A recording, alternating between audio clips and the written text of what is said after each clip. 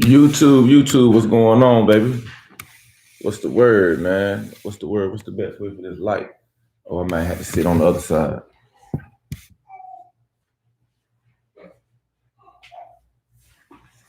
Yeah, that's a little better. That's a little better, man. That light shining in from over there. Yeah. YouTube, test. Can you hear me? It's your main man, E-Vapors. E-Vapors back with another one. When you're coming in, make sure you hit the like button. Make sure you subscribe to the channel if you have not subscribed to the channel, man. I was on Instagram earlier and I was just in one of those moves, man, just to kind of talk to the people tonight, answer questions. If you got questions, please ask, man. I know the notification just went out. So all the people that have already subscribed to the channel, getting this notification. And it's a little late on the West Coast tonight, man. A little late on the West Coast tonight. And if you're in there, and if you're in the little chat, man, say what's good. Let me go ahead and put that in there. What's good? But we in here tonight, man. Got new YouTubers out here, man. We talking about growing the YouTube channel, man. How do you grow your channel, man? You know, I got different ways that I'm going about growing my channel. I've been seeing a lot of success, and I'm always interested to know what other people are doing to grow their channels, man. The ETJ Empire, what's good, man? Glad to have you in here, man. You know, tonight's discussion is wide open, but I really want to see what the folk are doing, man, growing their channels. Yeah, we grinding, man. I'm a little tired or whatever, man. I tried to drink me a little bit of all natural coffee, and it didn't taste good. So I got to figure out a way to get my coffee fixed, man. As I'm as I'm getting back in better shape and whatnot. So, but the YouTube grind does not stop, man. It's a learning process, and I've been really big on the analytics side, man. That's kind of my thing anyway. You know, I love computers and I love, you know, software and, you know, technology that hasn't come out with technology that's on the, you know, on the edge, burning edge, man. And I love technology, man. And once I start digging into like the Google analytics and, you know, the YouTube analytics, which is kind of the same thing, it's all together now. Man, I've learned a lot about my channel. And any kind of analytics are only good as the constant your constants, you know, your content. Like, are you making the same type of content? And you can kind of see how that content is received by people, you know, because the analytics, man, tell you the age group, it tell you what countries they're chiming in from, give you so much data that you can use. It even shows you, like, let's say you have a 5-minute video, it even shows you where in that video people are dropping off. They're logging out. They're not watching the video. Like, it might get to the minute and 12-second point, and then they're not watching your video anymore. And you can see that for each one of your videos. And there may be something that you're doing or not doing in your videos that could really hurt your YouTube growth. And you may have the rest of that video, the last 3 minutes of that video could be great, but you didn't keep or draw your people in and keep their attention in, you know, at that 1 minute 12 mark or wherever you're seeing consistent drop off at. So you may want to, you know, modify how you go about doing your video, man. Like that's a big thing, man. And if you want to get I need to just make an official, like, record, you know, actually do a video on what my perspective on analytics are, because when I started doing certain things, man, I started seeing growth. When I started using, you know, the right keywords and the tags and different things along that line, but then studying my analytics, because you can use services like, you know, TubeBuddy, and there are other ones out there. But if you don't become a student of your analytics, not what TubeBuddy is saying, not what these other companies are saying, that's great. You can put all the keywords and tags and all that stuff in there, and you're probably like, man, I still don't have 100,000 subscribers. I still don't have 50,000. I still don't have 1,000 subscribers. And you paying TubeBuddy and these other companies every month. It's not on them. It's on you to interpret your analytics. And a lot of us don't spend time with the analytics, man. And maybe it's because we don't have time, or maybe it's because some of this stuff kind of scares us. It's like, oh, that I don't even know what that means. I'm scared.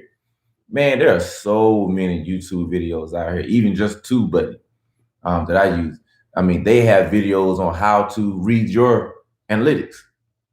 So, I've watched all their videos on analytics. I went through the YouTube Academy. I mean, it's free, through the YouTube Studio. You can click on the Academy, and man, they have videos on everything, man, to help you get better and make better videos, like doing call to actions. Like you'll see a theme on like big YouTubers that use the standard, welcome to my channel. If you haven't subscribed, make sure you subscribe, make sure you hit the like button, all that call to action. You ask the people to do those things, man. You ask the people to share the video. You ask the people to comment, let me know how you felt, if you liked it or you didn't like it. And you got to learn how to naturally incorporate all those things in your videos at certain points.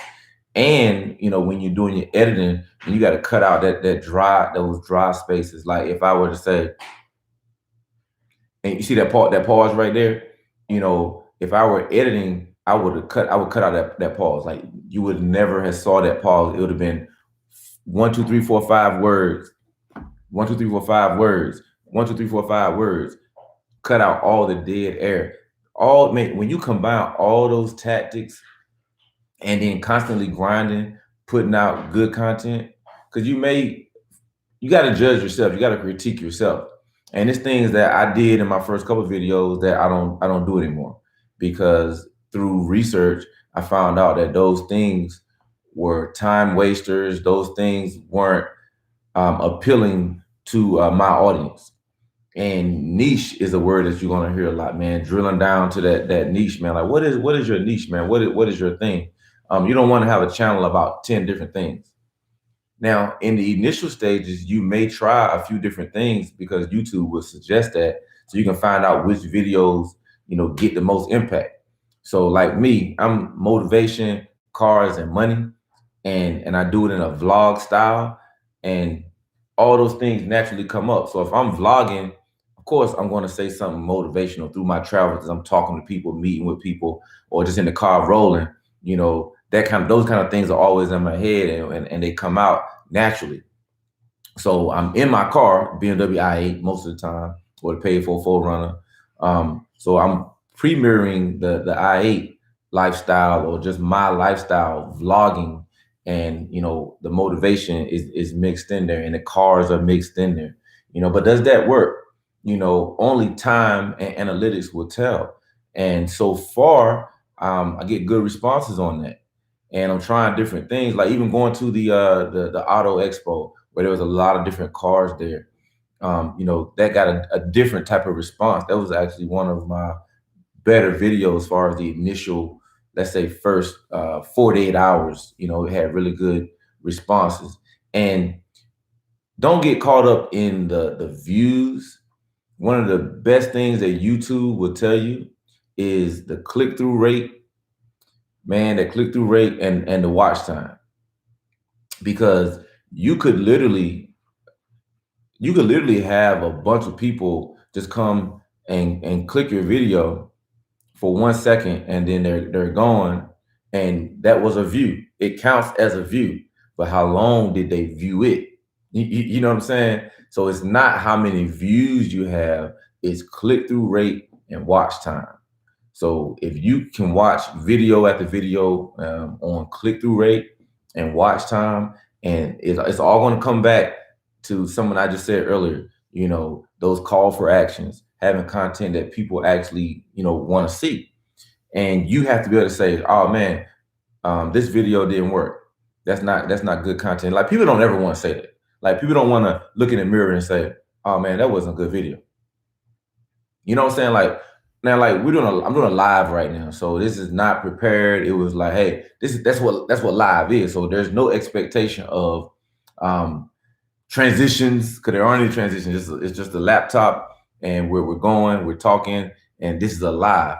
So your video that you take time to edit, it shouldn't be the same as a live, just straight through talking, no transitions, no pauses in the action, no call to actions. If you're doing videos just straight through, that's not gonna work. That's not gonna work. Or it's gonna be more difficult to keep people engaged if you're just straight 30-minute video and you load it. No editing, no nothing. I'm not gonna say it's not gonna work, but I'm just saying the way YouTube works and all of the advice, free advice that YouTube gives, and YouTube controls the algorithm, they're pretty much telling you here is the standard. And if you align yourself with the YouTube standard, you're gonna have more success. No need to beat up against the wall. When you see the wall there, you're gonna climb over it or go around it. And they're telling you how to go around it, and they're telling you ways to leap right over. If you do all these things, man, you'll have a better chance of getting over that wall. Yeah, it might take longer to walk around, you know what I'm saying? But YouTube lays everything out for you, man. So I'm a big advocate of the YouTube Academy, man, doing that, learning all that stuff. But that click-through rate and that watch time, man. When I started seeing my click-through rate and watch time go up, I started seeing more subscribers. I started seeing my video being suggested more by YouTube. And if you didn't know that, YouTube wants videos that people watch. How do they know what videos to suggest videos that people watch? So if your click-through rate and your watch time is at a certain level, it's already saying that people are watching your video. YouTube has a huge pool of advertisers, and those advertisers want to advertise their products on pages that people are actually watching. Makes sense, right? I mean, if I'm paying for an ad, whatever that amount is, I want to place it. Was she calling me? Oh, I want to place that ad on a channel that people are watching. That's why the Super Bowl ads traditionally have been the most of any particular event, show, or time block. Is generally the Super Bowl that can demand the highest price tag for a commercial because of the volume of people that are watching. And YouTube is no different. So if you have a YouTube channel and man, people are watching the entire video or 85% of the video, when people click it, they watch it and they watch the whole thing, or 85, 90% of the video, man, YouTube is going to say, suggest that video. So if you're a car content person, when you're watching the car content video and you see those videos pop up on the side or pop up on the middle of the screen, it's probably some car content related or something related to what you've watched in the past. Because YouTube also uses what you have watched. Do you know how you can set up your end screens, and you can let YouTube select which video to put in there, because YouTube knows what videos every user has watched in the past. So your watch history tells YouTube the type of videos that you watched. That means you probably want to see those type of videos again. So understanding those analytics, you don't have to fight up against the wall, man. You can concentrate on putting out good content using that YouTube framework. Eric Brooks, what's going on, man? I'm in here, man, just talking about growing YouTube channels, man. And I'm more talking about the analytics tonight, man, because I've been real strong on the analytics, and I've seen my watch time increase and my click-through rate increase. I've seen that because I had to make modifications in my content. I had to look in the mirror and say, you know what, that video right there, that's not a good video. Like that's not a good video. You should delete that part and go with the beginning part, or that beginning was too long. You should jump straight in. So I don't know if y'all notice, on most of the videos that I do now, I'll put in a clip from the video, kind of a high note right in the beginning, and then it'll go to the little, intro thing, and then it'll go into the video. You said Eric Brooks, networking brother, just got them LS. Hey, Eric Brooks, man, you about your business. Clearly, you are clearly about your business, and I definitely did that a few years ago when I started making business moves, man. That's definitely a smart thing to do, Eric. And it feels weird saying Eric because my name is Eric, but I go by E Vapors on here.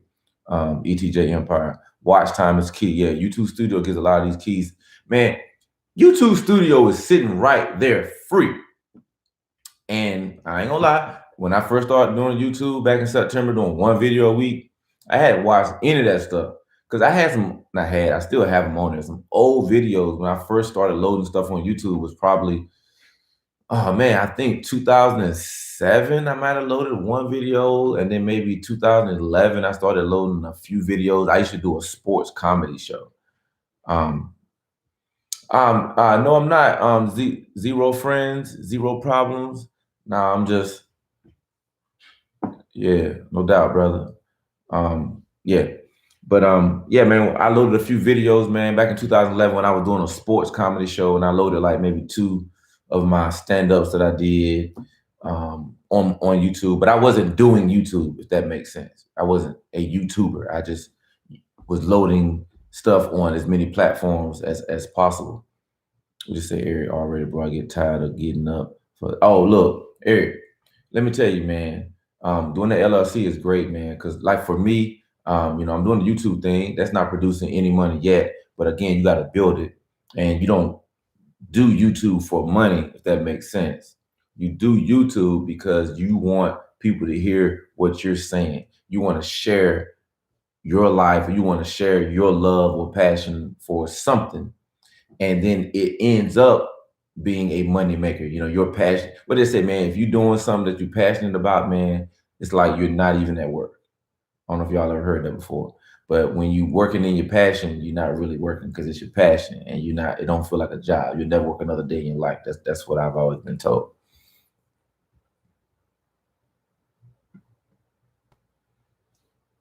Yeah, man. Make sure y'all hit the like button if you don't mind. I definitely appreciate that. If y'all coming in, hit that like button. It's greatly appreciated. We just trying to grow as a family. We're just trying to grow as YouTubers, period. You know what I mean? And what I love to see, man, I mean, even when I'm watching like quote unquote bigger YouTubers and I see them unite, man, I love it, man. I love it. Like when I see 2 of my favorite YouTubers I didn't even know knew each other, and they'll end up being on the same channel, man. And what encourages me also, and I don't know if y'all do this or not, like I follow, I like Tall Guy car reviews. I like Mr. Organic, and I follow them, but I go back and I watch. I do the sort. I sort their videos, and I go back and watch oldest to newest. And I look at them, their first, month, their first 6 months of videos, man. When I tell you them brothers was just regular brothers, man, working at a gym, you know what I'm saying? They ain't have any money, man. Like they ain't have no money. Driving a Honda, they was just living regular, man, working a job. Like it's all facts, man. Like that LA stuff they living right now, no, they was not doing that. So it's so encouraging to see all of the hard work they did. And I did this thing with Tall Guy, right? I counted how many videos he had on YouTube. And you can do it too. I counted how many videos he had on YouTube. And I saw it was a 2-year span. So I said, okay, this video goes back 2 years. So that's 24 months. So if you take 24 months and the number of videos that he did, you're going to get an average of how many videos that he does, per week. And long story short, it was like, let's say 7.4. So that's like saying, oh man, he's doing more than one video a day. He at least it's 7 days in a week. So he's doing a video a day and sometimes more than one video a day. And I started scrolling through and I was like, yeah, I saw it. Sometimes he'll put out 2 videos right here, put out 3 right here. And then I saw a video where he was talking about how he would go to the car lot and record, 4, 5, 6 different car reviews, on one day, and then release them as needed. Grinding, man. And again, he was driving a Honda. He wasn't driving a McLaren back then. He wasn't driving, the Hellcat, and regardless of whether whether he's he's leasing, those vehicles or whatever. There was a time where he couldn't even get approved for a lease. So to see the growth is dope. Let me see what we got. JJ Jones.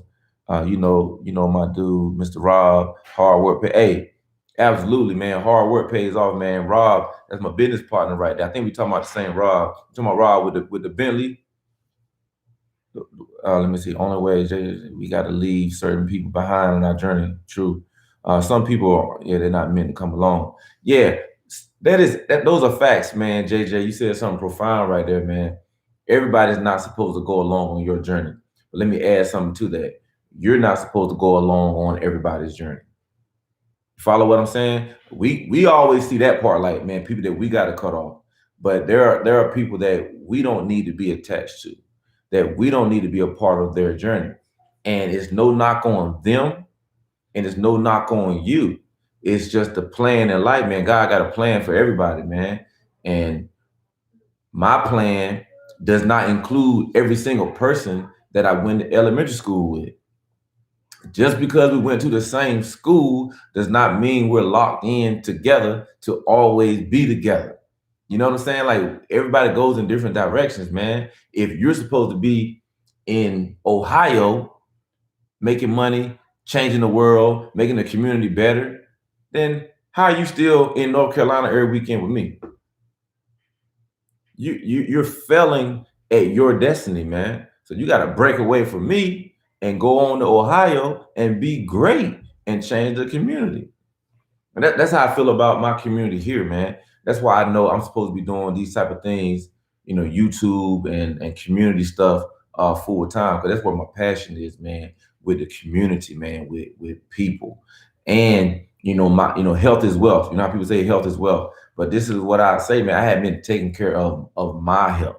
You know, I got to do better at taking care of my health. I have to eat better. I need to work out. And, I need to go to physical therapy. I need to go to the chiropractic. I need to get regular acupuncture done. But I'm spending, 8 hours on the job. I'm spending time over here and over there. I got to take care of myself. So that's a commitment that I'm making to myself. So I'm making my doctor's appointments and acupuncture appointments and, getting that feedback, from those professionals. Say, hey, here's what you need to do. You need to do more of this. You need to do more of that. You need to eat less of this. You need to eat more of that. So 2020 is not a game, man. Oh, your wife is a chiropractor? Hey, man. Hey, I got insurance. I'm military retired, man. You know what I'm saying? Wavy wins. Hey, my boy. Hey, you one of my moderators too, Wavy. You still got the wrench beside your name.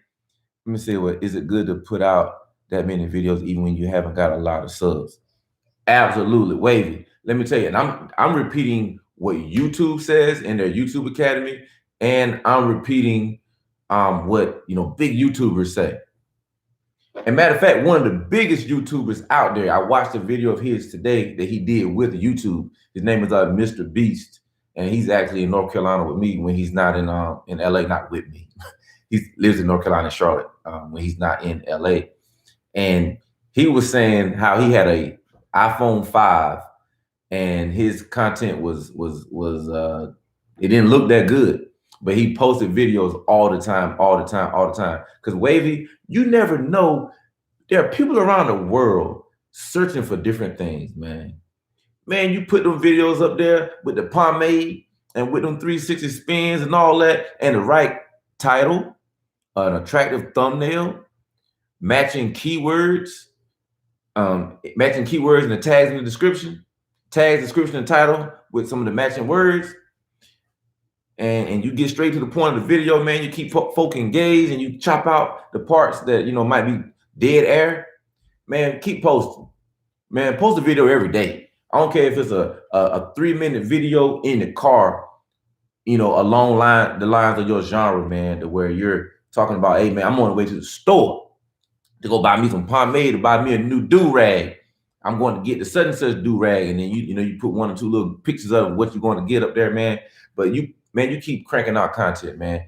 And if you look at my journey, I'll just say it started in September. That's when I became a YouTuber, in September. My old stuff previous to that was me just loading my sports comedy show, and I think 2 of my stand-up comedies that I did. Y'all can check that out, man. It's on the page, man. Check them out. I think it's funny, but I think I'm funny. But yeah, man, keep grinding, man. Keep putting them videos out, bro. And if y'all just chiming in, please hit the like button. And YouTube has a YouTube studio. Y'all, I mean, a YouTube Academy. Man, watch them free videos from the YouTube Academy, man. Watch them.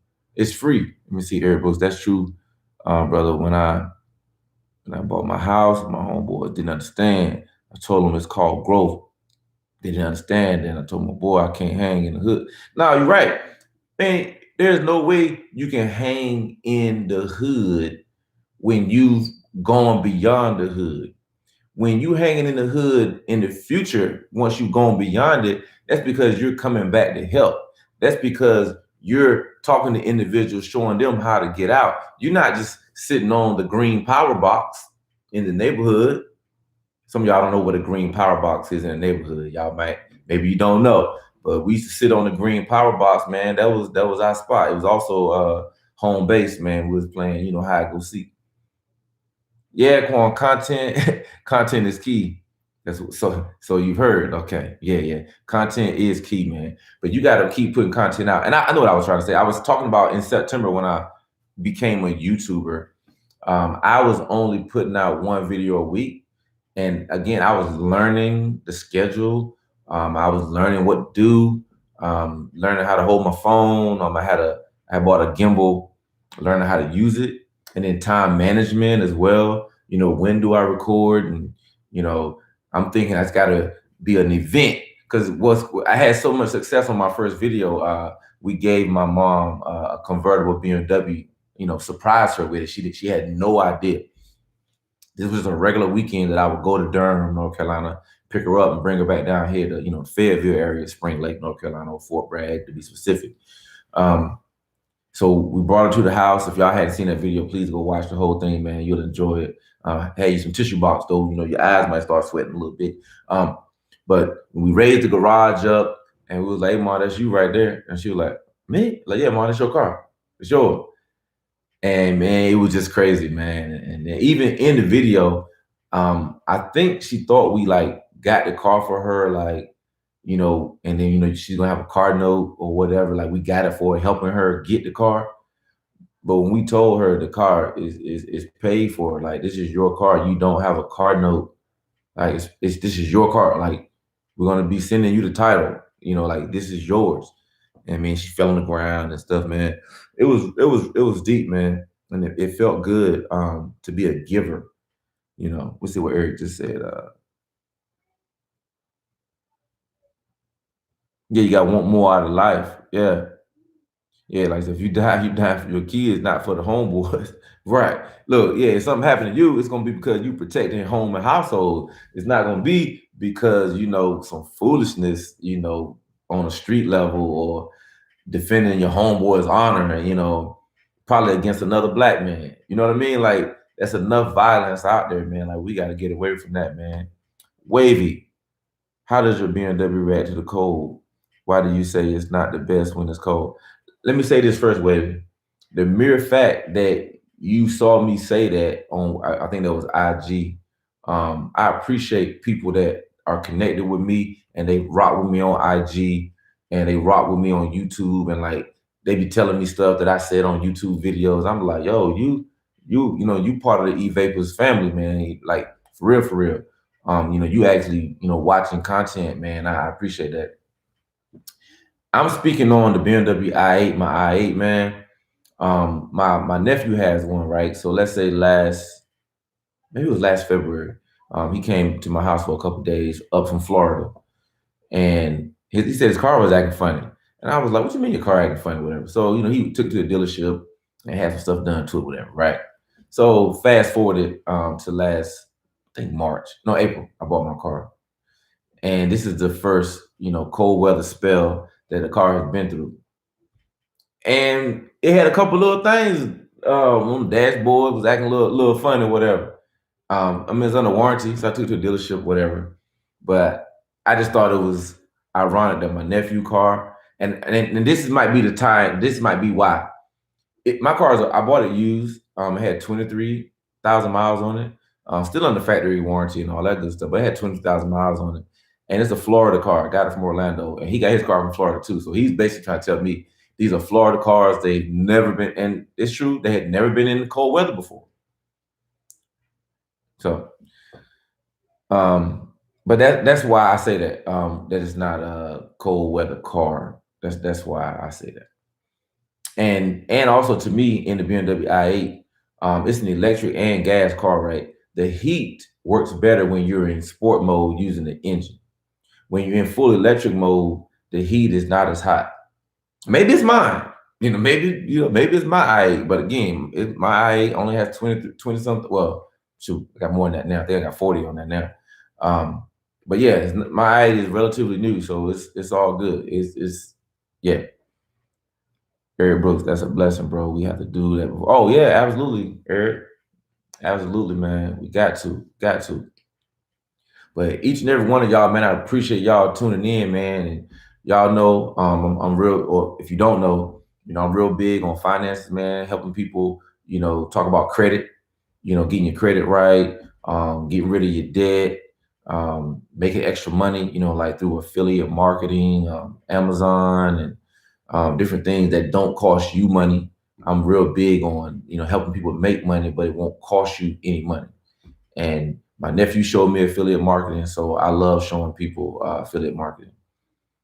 Mr. John, 613, budget bills. BMW i8, yeah, BMW i8, yeah. Hey, Mr. John, man, check out my some of my videos on YouTube or on Instagram. eVapors, EVAPORS on Instagram, and got a couple of pictures of my i8 on there, man. It's a fun car, like. And this is what's always funny to me, like when I don't necessarily hear it, I'll be on other pages, car pages, and you'll have folk like, oh, the i8, it's a 3-cylinder, no. It's not as fast as this car and that car. As if they're CNN and they're giving breaking news. And like they have one, or they've even been inside one to know what the i8 can do. It's always funny to me when I hear people knock. How you knocking a $150,000 car? So you really think it's a $150,000 car and it can't do nothing? Like just like think about it. Like you think it's my model is the 150,000 one, the pure impulse world. 136 is the regular one, which it don't matter. 136, 150. It's still a car that is super exotic. There ain't another car that look like it. And it's just a bananas type situation, man. When you pull up at a stoplight, when you're going through in traffic, the reaction you get is bananas. And I have a little short video clip of this YouTuber / musician named Franz, and he has Ferraris, Lamborghinis, I think got Rolls Royce or Bentley or something like that, and he has i8. And he said himself, he drives a Ferrari, he'll drive Lamborghinis, he'll drive all his other cars, G-Wagon, and he said not one of them get the attention that he gets when he's in his BMW i8. Those are all facts.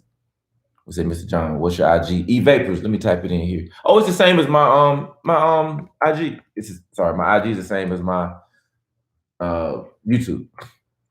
But yeah, definitely please follow me on there. And if y'all just coming in, please hit the like button, man. We love y'all. We definitely appreciate eVapors family, man. This is one of my hoodies.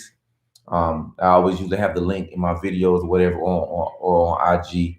Or you can DM me and I can send the link, man, for these hoodies and t-shirts and backpack. Got the backpack, man. Then we merched up. We doing it like that, man. And the newer ones don't have the YouTube logo on here, man. Look, I work with a printing company, so I don't do any printing myself. Everything comes from a third party. Literally everything comes from a third party. Oh, Mr. John, you went to my IG? Hey, Mr. John, let me tell you about my IG, man. I put in a lot of work on my IG. I'm talking about following hashtags on people's pages, talking to them, reposting people, just linking up with people, being a supporter of other people, and people start following me. I'm inboxing people, I'm reaching out, and man, it built up. And I can only imagine when I really get into more car content, man, more i8 car content, and I want to get into. I want to get a Hellcat. I say this right now. I would like to get a Hellcat Challenger Red Eye, the wide body joint. You know what I mean? The one with the 797 horsepower.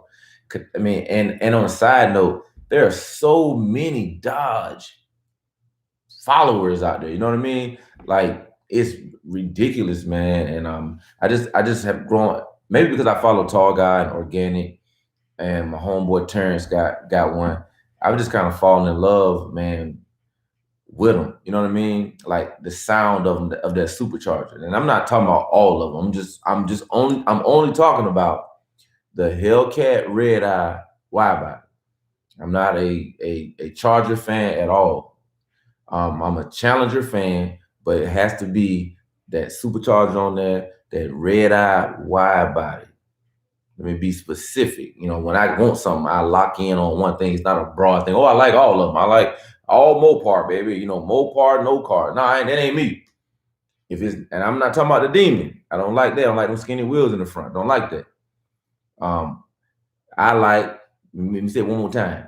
It's the Challenger, Hellcat, Red Eye, wide body. If it ain't that, you may like it, you may love it, and you should, especially if you own it. I'm just talking about what I like. I've been doing my little research on it, and you know, if I get one, y'all be the first to know. Wavy, you said you so why do you think who? Oh, Camaro isn't as big as the Camaro. Let me speak from a former Camaro owner. I just sold my dad my Camaro probably 2 weeks after I bought my i8. So I had my i8 and my Camaro. I'm gonna tell you the full story. I had my i8, the Camaro, the Corolla, the Civic, and the 4Runner, and my golf cart. I don't have the longest driveway in the world. I'm looking outside like y'all can see my driveway. And it was too much moving and grooving, moving cars in and out. You know what I'm saying? So I sold my Camaro. I had a 2011 2SS, fully loaded, you know, V8, obviously it's 2SS with white stripes down the middle, man, you know, manual. And man, I love that Camaro, man. But I just think a lot of this stuff is marketing. But one thing that I do know, and this is based on like Car and Driver and facts, that the Dodge Challenger, I'm talking about Challenger, is the most reliable car in America as far as like service records and breaking down and all that stuff. It's the #1 car, American car. It's the Dodge Challenger. Those are facts. You can look it up. So a lot of, and marketing, clever marketing, yeah, clever marketing, man. And then the way they build things and the way you can build and add on, it became and this started before now. I'm sure it goes back to the Dodge dark days, man. And if you're older than me, if you got time, man, what did Mr. John say? I'm a GM fanboy, but I appreciate them all. If they're custom, I appreciate all bills. I got you. Yeah. What Mr. Organic said. If I'm gonna pay a $500,000 on a car, it better not open up like a Chevy. Oh man. Mr. Organic crazy. He say all kinds of stuff. Now y'all know, hey, look, I'm in Organic Nation. I got the ski mask too. You know what I'm saying? I'm all about Organic Nation, man. He's a funny dude, man. When you go to YouTube, and if you're not going for something serious, you know, if you're not going for something motivation, you're going for, you know, to pick your spirits up, to laugh, and to not take yourself or take them so serious, man. Mr. Organic, you know, that's probably something about it that you would love to enjoy, man. Let me see. I wonder why is it wanted me to review this comment. Challenger most reliable seems surprising there, considering some people drive.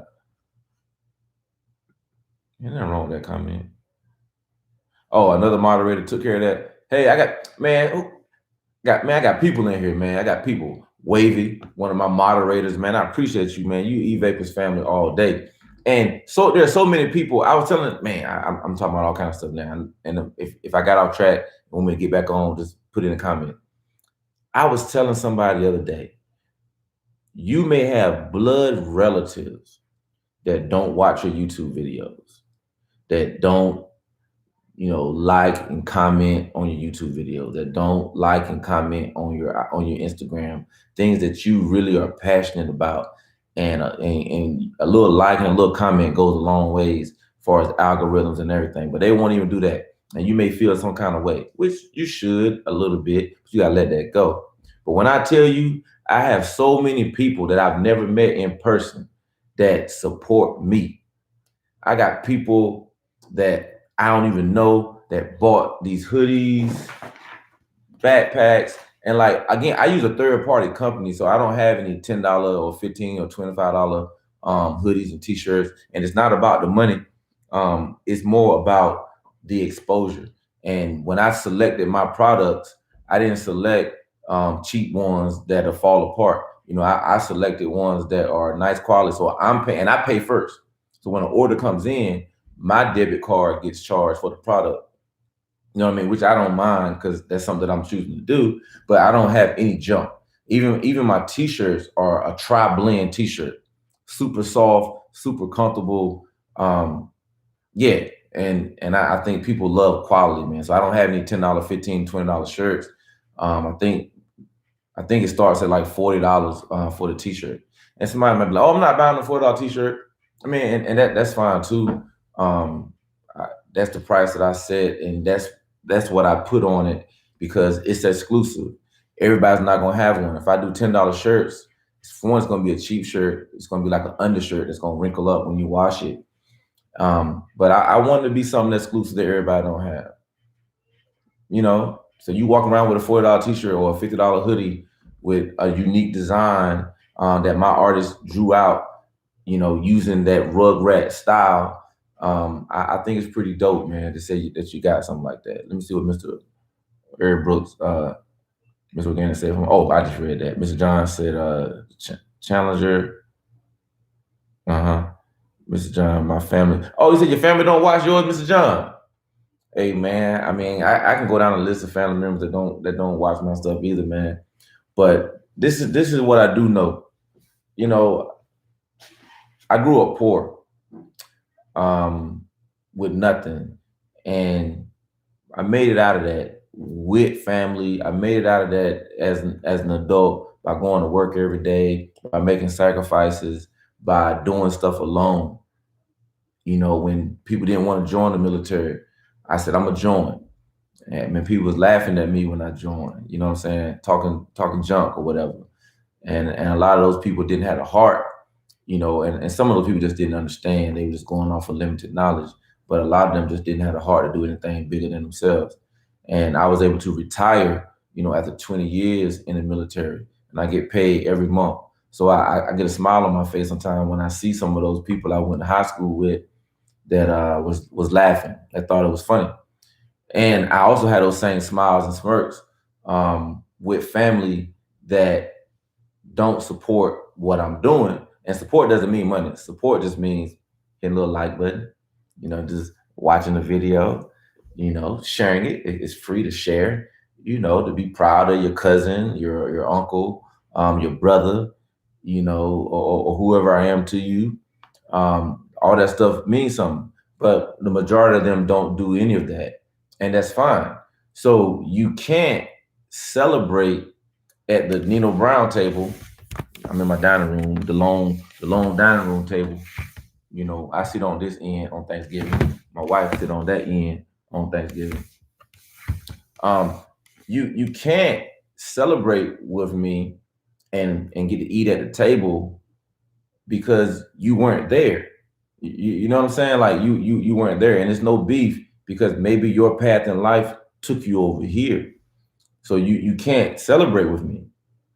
You know what I'm saying? Does that make sense? Like, I'm not hating on you for not liking my stuff. Do I want my family to be a part of what I'm doing? Man, I would love for all these seats to be, well, that's my seat. I would love for all these seats to be filled with family members, and we're having an E-Vapors discussion, E-Vapors YouTube discussion, man, about how we gonna market today on Facebook. How we gonna market today on YouTube? Hey, you take care of the YouTube channel today with the analytics. All right, I need you on Snapchat, man. That's your thing, man. You're a young cat, man. You in touch with what's going on right now. You know exactly how to move and operate and how to talk on Snap. All right, I need you to do my TikTok, man. I need you to do some funny videos on TikTok, doing all that little dancing and all that, all that stuff they're doing on TikTok. I need you doing that, man. At least putting out, 3 videos, a day. You know what I'm saying? You can go ahead and work on that. And then boom, I need you working on my Reddit page. I got a Reddit page too. So I need you typing up little short articles for Reddit and pushing us on Reddit. All right, boom. I need you to work on the Pinterest page. I got to, have a Pinterest page also. So boom, I need you loading stuff on Pinterest. Then boom, hey cousin Mike, I need you working on my Tumblr. You know what I mean? So I want you dropping stuff on Tumblr all the time. Matter of fact, you do Tumblr and Twitter, all right? Because you good with Twitter too. And then me, I'm gonna concentrate on being me, doing content. Oh, and you great with graphics, so you rock out on all the thumbnails, man.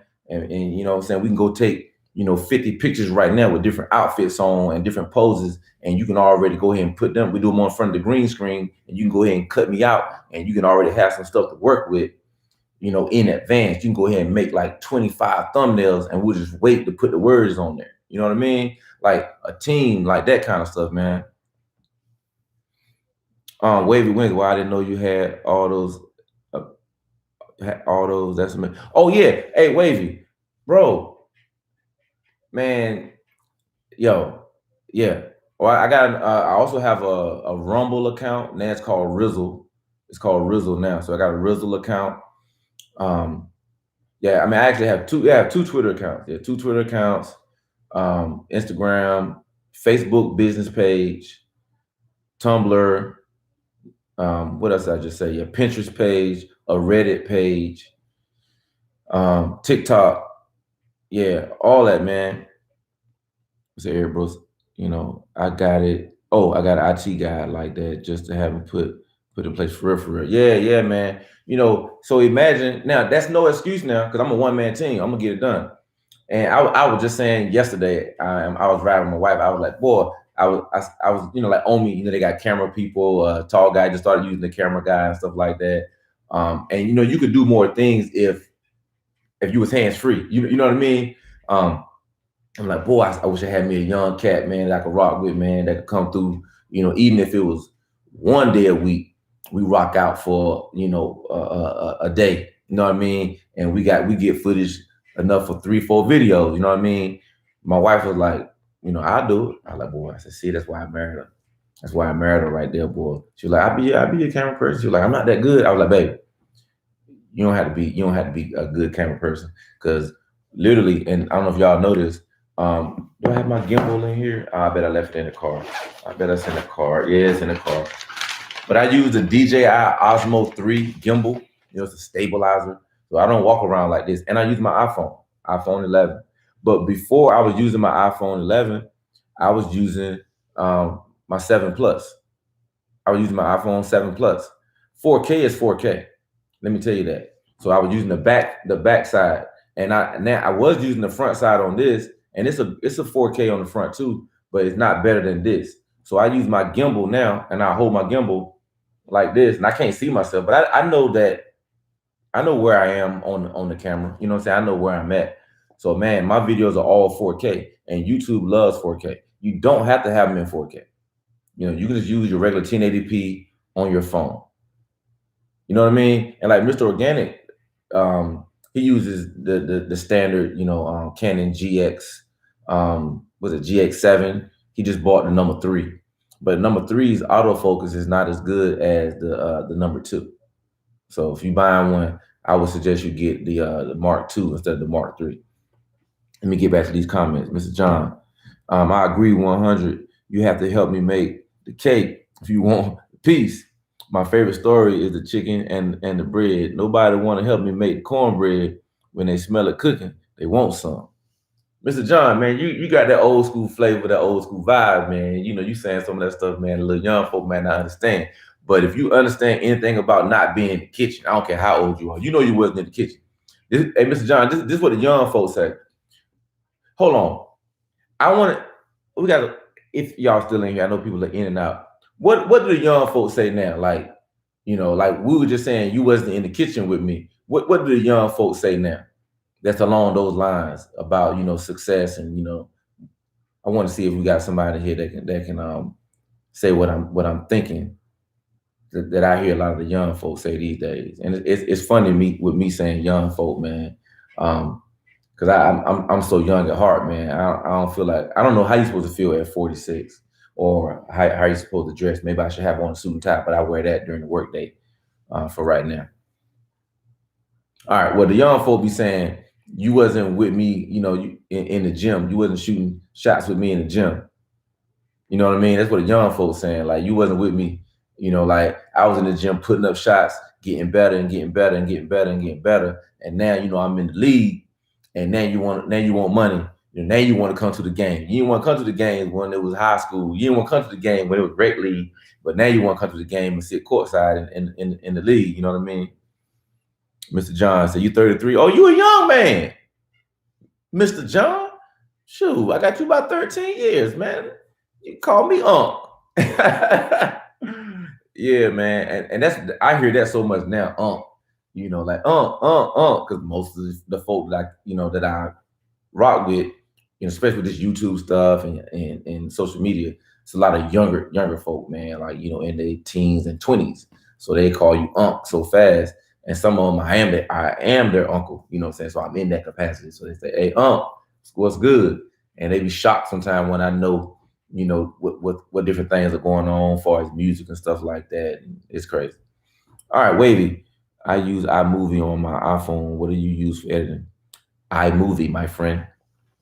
And probably my first couple months of videos, I did everything from my iPhone 7 Plus in iMovie. Everything right from my iPhone. Everything right in here. I sure did. I just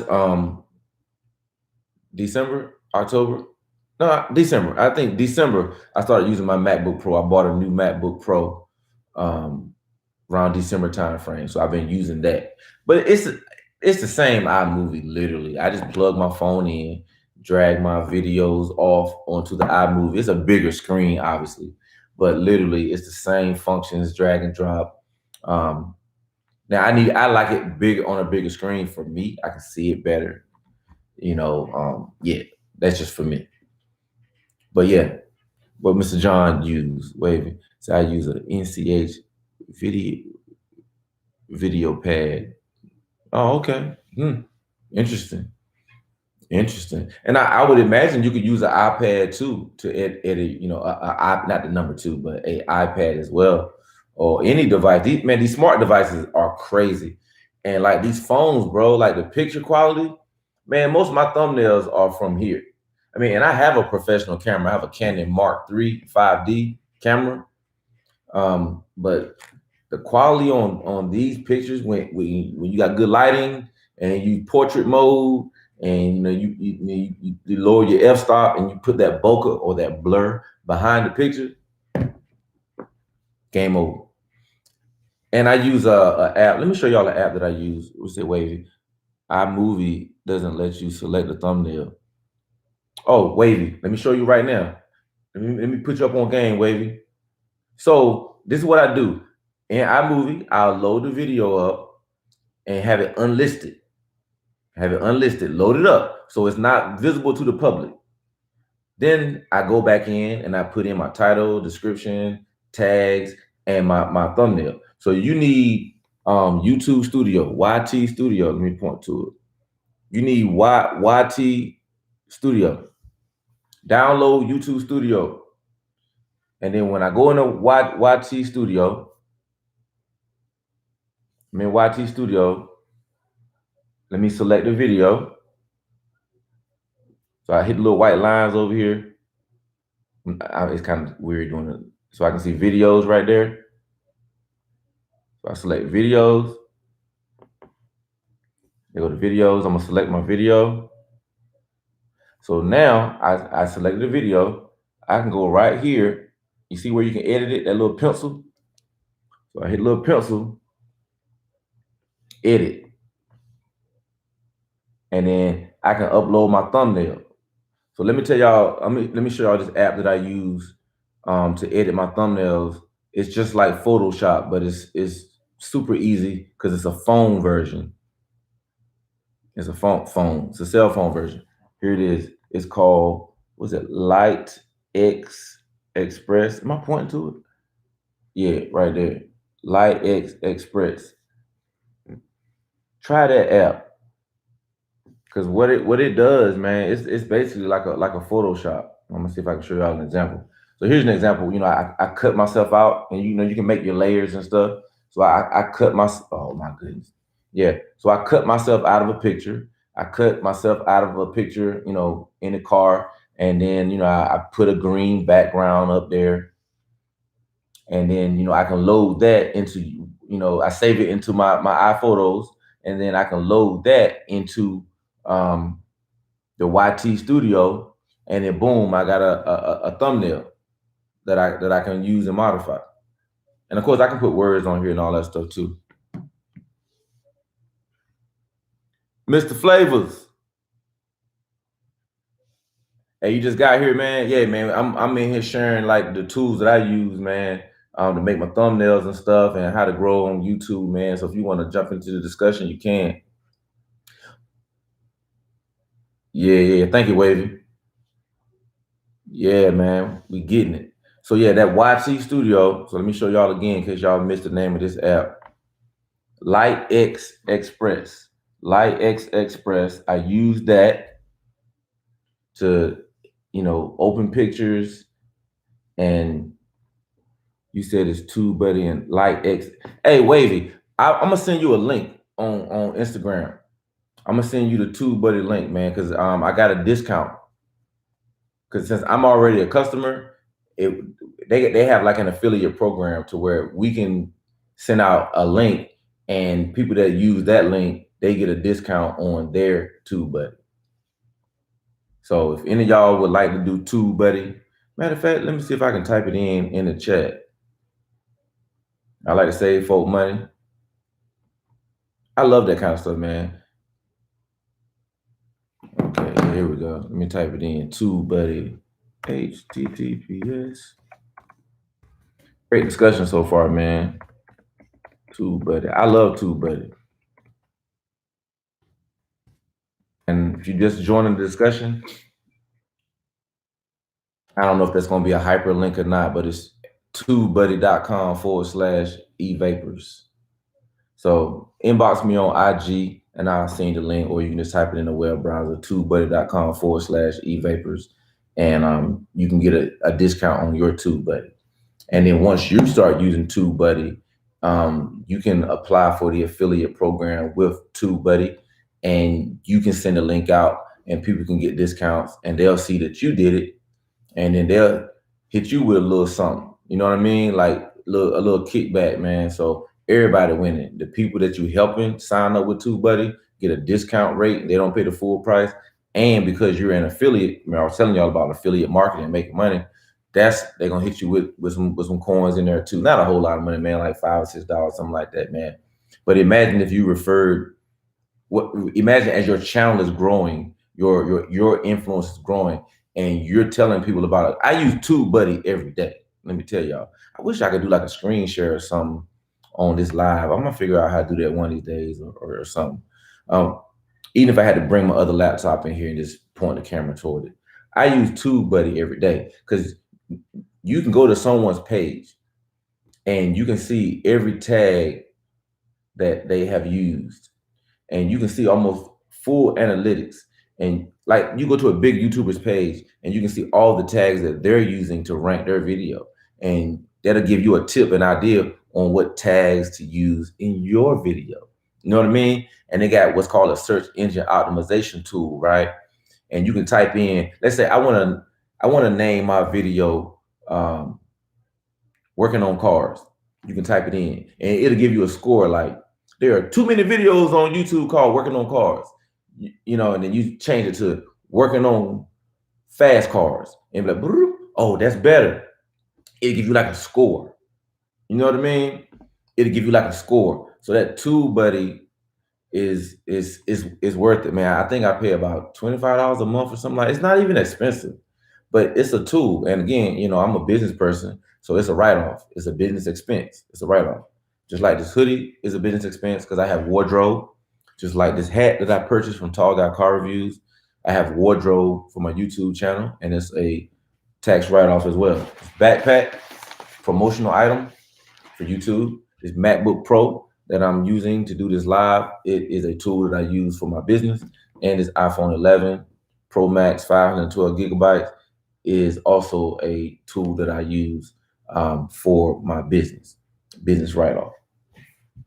Absolutely, man. And my BMW i8 is a card that I use for the YouTube channel. It's got all the stickers on it and everything, and it's a promotional tool for the YouTube channel. It gets a lot of attention, and you know, it's going to be a write-off this year. Mr. John, I downloaded a free version a week ago. I'm still learning. Yeah, the free version is like any introductory to wet your whistle, so to speak. You know what I mean? But it's not giving you the full search features that the paid versions do. And there are two paid versions. There's oh shucks, is the Legends account, something like that. But there are two paid versions. But yeah, that free version is just kind of wetting your whistle. But the paid version is worth it, in my opinion. And I'm not just saying it for affiliate marketing purposes. I'm saying it because I use it every day. Every single day I use TubeBuddy.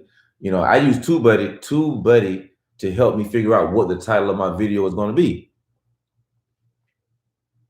So yeah, if y'all want me to send you that link, or you can just type in tubebuddy.com/evapors and you'll get the discount.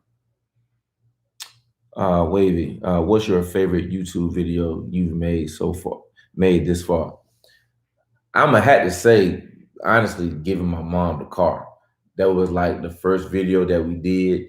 And if y'all get a chance, please watch it. And I did a follow-up video a few days later because a television show actually contacted me, and they showed the clip at the end of us giving her the car and her, you know, reaction and everything. Right This Minute. Yeah, the TV show is called Right This Minute. And if you go to their site, rightthisminute.com, and click September 9th. So the September 9th episode of 2019 was, I think it's September 9th, whatever. It was in September. I think it was September 9th. And they showed it on TV. So literally my first YouTube video, I guess it didn't go viral in my opinion, but a TV show saw it and they showed it on their television show. My very first YouTube video. And it was about giving to someone that needed a car. My mom was 6 months without a car, and she needed a car. And literally, you know, we used to have a Honda Civic that, you know, in my Camaro. And I was like, man, I'm gonna give my mom actually, she wanted the Civic. And I was like, yeah, I'm gonna give it to her. But it was old, it was a 2000, had a lot of miles on it. And I remember just as clear as day, my wife was like, you know what, you know, we should buy your mom a car.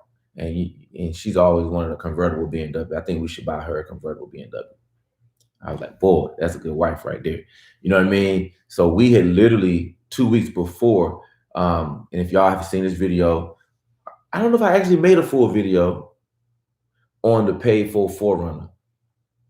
I don't think I made a full video, but I talk about it all the time. But we bought the 2019 4Runner in 2019, last September. We paid cash for it. We went in a dealership and swiped debit card. Boom, paid cash for it. So that was like a huge life accomplishment to be able to go in a dealership. And I think we paid $43,000 or something like that, but we paid cash for it on the spot. So when I talk about finances, I hope people listen, because we know how to pay off debt. You know, we know how to make money. We know how to make extra money. We know how to do that monthly budget that we didn't do for years. And I spent 20 years in the military and never did a budget. You know what I'm saying? So we didn't start doing budgets until probably 3 years ago at this point.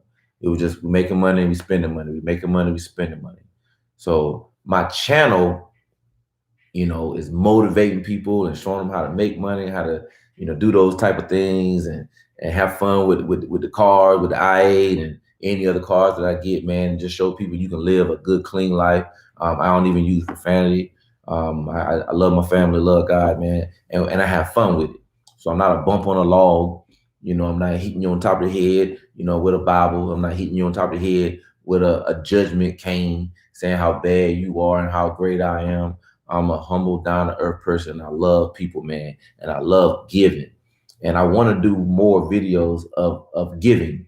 You know what I mean? Like, rolling up on people, man, and like paying for their stuff in Walmart, or being at the mall and God touching you. And you can kind of tell somebody that might need a little extra help, that might need a lift or need a boost.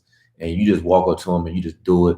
And you say, God bless you. Have a good day, man. I want to do this for you. And boom, roll out. I want to do those type of things on my YouTube channel, not for any glory, but to inspire people to give. Oh, hey, swaps and stuff. Oh, for sure. For sure. Keeper. Yeah. We got 2 daughters too. Keeper. Wavy Wednesday. Here's the link to when he gave. Oh, man, Wavy. Wavy on the team, boy. Wavy. Hey, Wavy. Now, I rock the ball head. So, and I never was a wavy type cat anyway when I wasn't rocking the ball head, man. But y'all got to check my man Wavy out, man. Check out his YouTube channel and his IG, man. And don't get seasick, because Wavy got that 360 wave pattern. It's crazy, man. It's crazy. Y'all gotta make sure y'all subscribe to Wavy and follow Wavy. Oh Lord, Mango 392 is in here, y'all. Hey, y'all gotta make sure y'all subscribe to my man Mango 392 YouTube page, man. He's a Mopar guy.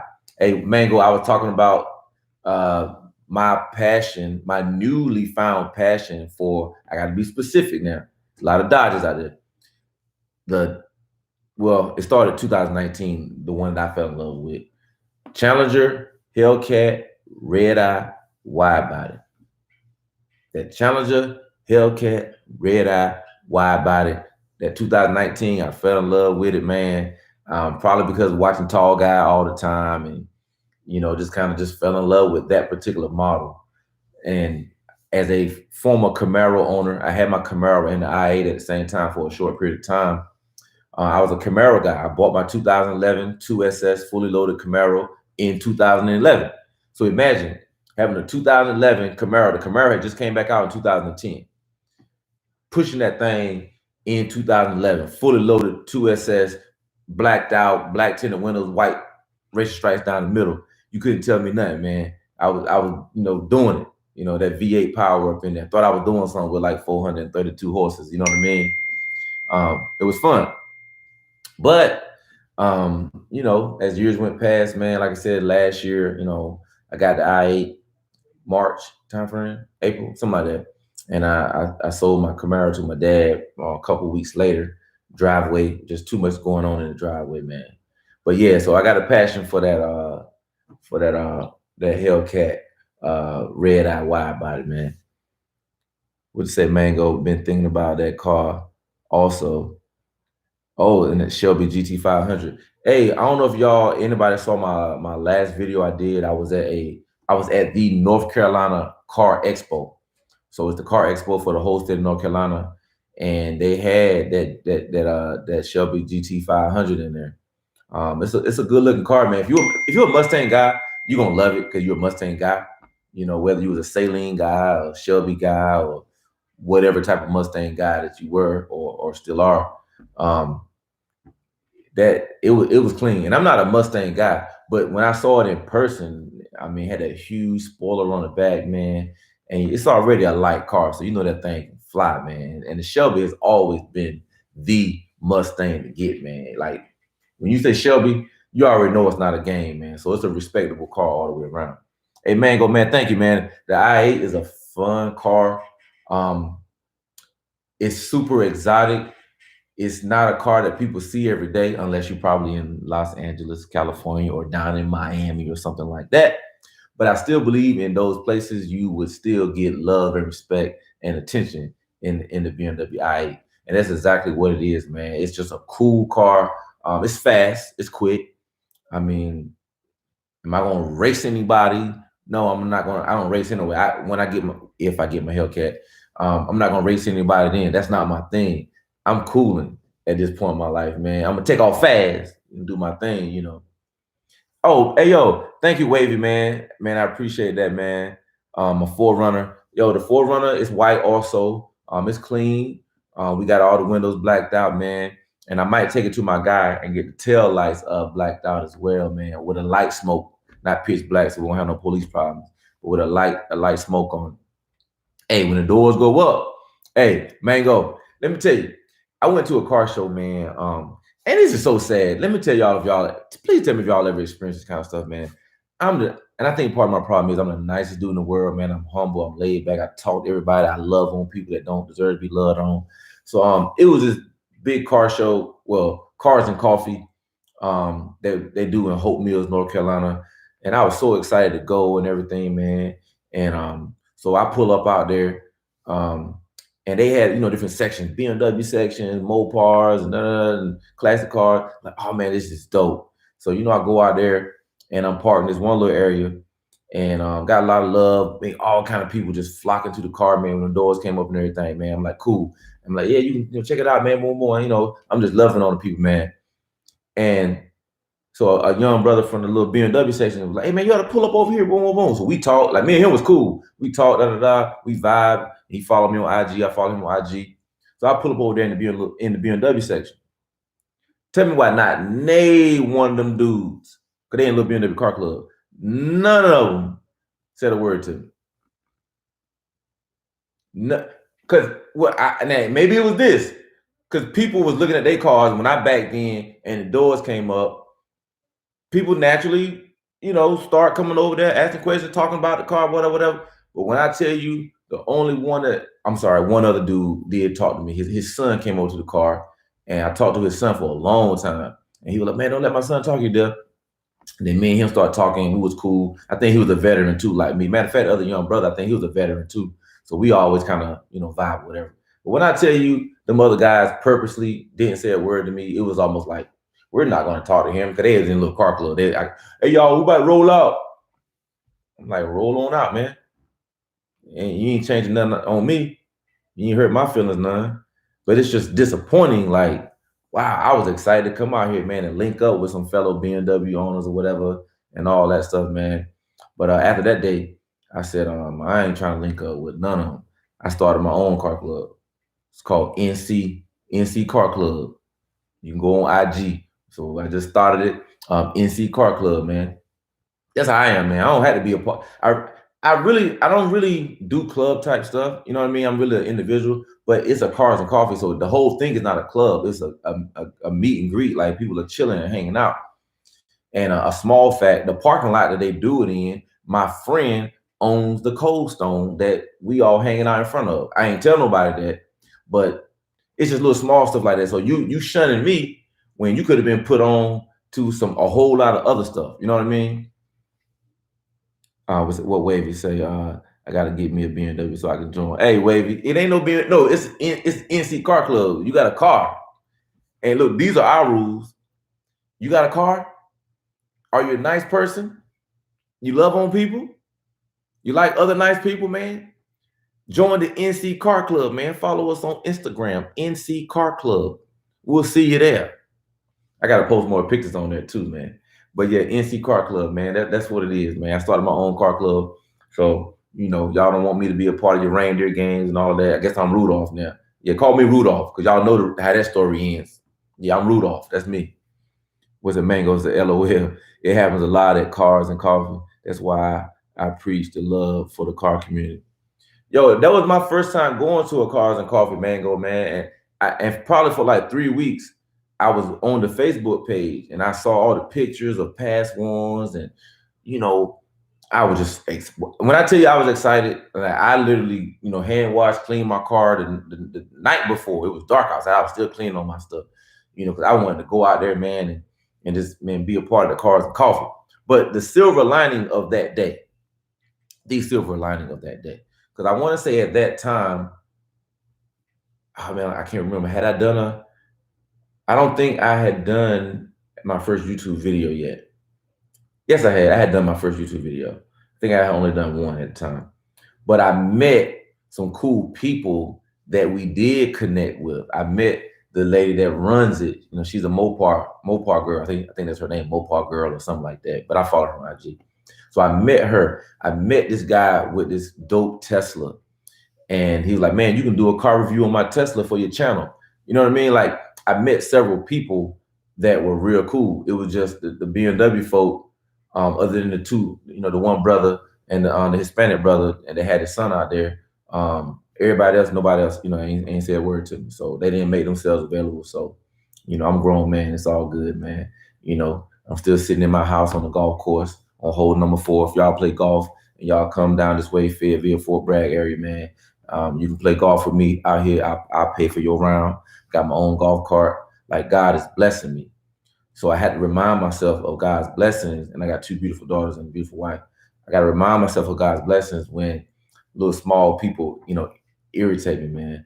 But I think also when you get irritated like that, and you can be in an environment like that, and people try to push your buttons, and you still cool, and you still smiling, and you still waving at folk, man. That teaches them something too. Like, man, we tried to get him. We tried to get him. We tried to poke him. He's still smiling. That teaches people lessons in life, man, because you didn't get what you deserve. You know what I mean? You feel me? You didn't get what you deserve. You got what you deserve. You got love. You got, hey, man, hey, y'all have a good day, man. All that good stuff, man. Even though you said a word to me, I'm still waving at y'all as y'all pull out, man. Y'all do y'all thing. And I complimented a few of them when I first pulled out. Oh, that's dope. I mean, how you point, you saying it out loud, they can hear you. Oh, that's tough. I was purposely complimenting them. And I was being honest. I like what I saw, but I'm a complimenter. I'm not going to just look at your outfit head to toe and then turn my head like I see people do me all the time.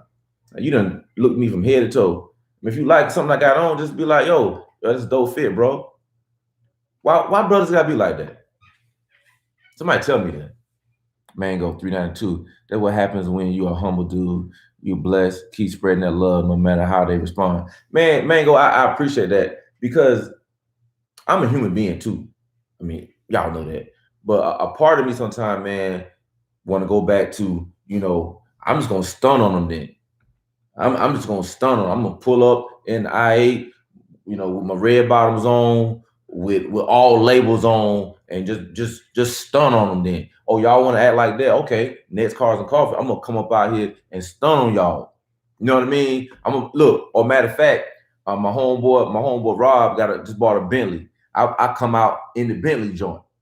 Or me and him, we pull up and we park in the BMW section, with the Bentley and well, I got a BMW and I-8. We get out there early, like do stuff like that. Go out there early and park, like this where they park it, not park side by side, but park like this, and then be like, we ain't moving. You know what I'm saying? That's what my old mind would want to do. You know what I mean? And then be ready for whatever. You know what I mean? On some dumb stuff.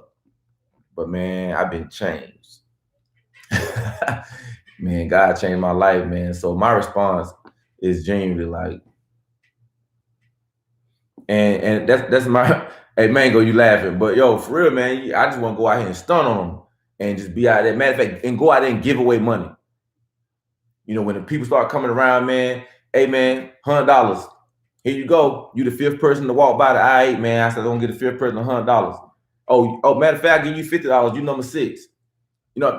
Just stunting on them hard, big time stunting on them. And what would that do? Make me look arrogant, because those were arrogant actions. Turn off who knows how many people. And my goal is to reach people with my life. So I can't mess up those opportunities when I can positively affect people's life by just my life, by just me being me and being cool and being calm and showing love. Because that's so rare, man, when people are well-rounded like that. And I hadn't always been that way, because I just told you what I really wanted to do. So I haven't always been this way. It took some while to be refined. But I know that refinement has saved my life, because I done been shot at.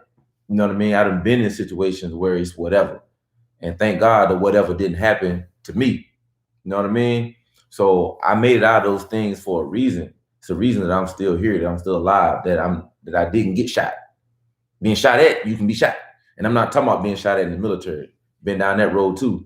But I'm talking about in Durham as a civilian. You know what I'm saying? As a young man. You know what I'm saying? It's always behind the typical stuff, if you know what I mean. You can read between those lines. Always behind those type of situations, man. But yeah, man. Yeah, yeah. Folk always gonna be folk. And then man, I even had this happen to me, and maybe if I'm venting, y'all please, y'all stop me. Um, Even when I first got to I-8, man, I present everything that I have and do as, man, look what God did for me. And people believe different things. Everybody got different belief systems and all of that, man. And we live in a great country that you can believe whatever you want to believe. And I don't beat people up for what they believe, man. Just don't beat me up for what I believe. So when I'm always talking about, like, man, God is blessing. So when I show a picture of my house or a video of my house, I'm always saying I'm thankful for being where I'm at, because I used to sleep with the rats and the roaches. I remember watching roaches crawling on the carpet, watching roaches crawling, out of the cabinet. You know what I mean? I remember opening the refrigerator door and there's no food in there. I remember going to school with holes in my shoes, and my brother sharing clothes, and we go to the same school. I remember getting picked on. I remember all of that like it was yesterday. You know what I mean? So when I'm speaking on something now, like, it's a blessing, because, man, this stuff don't mean that, man. Clothes and phones and, I mean, living on a golf course and all that stuff, man. IAs, and these are material things, man. You could turn all that stuff in, and I mean, you can have all those things and not be happy, because my happiness doesn't come from those things. You know what I mean? And when I didn't have these things, I used to be like, oh man, boy, I wish I had those things. I'm gonna be happy when I get those things. And as I started making accomplishments in life, making more money and obtaining those things, I think I was at my lowest point as a single man when I had an apartment in Virginia Beach. Nice townhouse in Virginia Beach. I had a new car. I had a bunch of clothes and shoes, and I was in the military, and I was working at Foot Locker part-time. So I had clothes, shoes, money, and just access to different things. And I was at the lowest point of my life, man. I remember, I want to say, I forgot what year it was, but I know it was in February.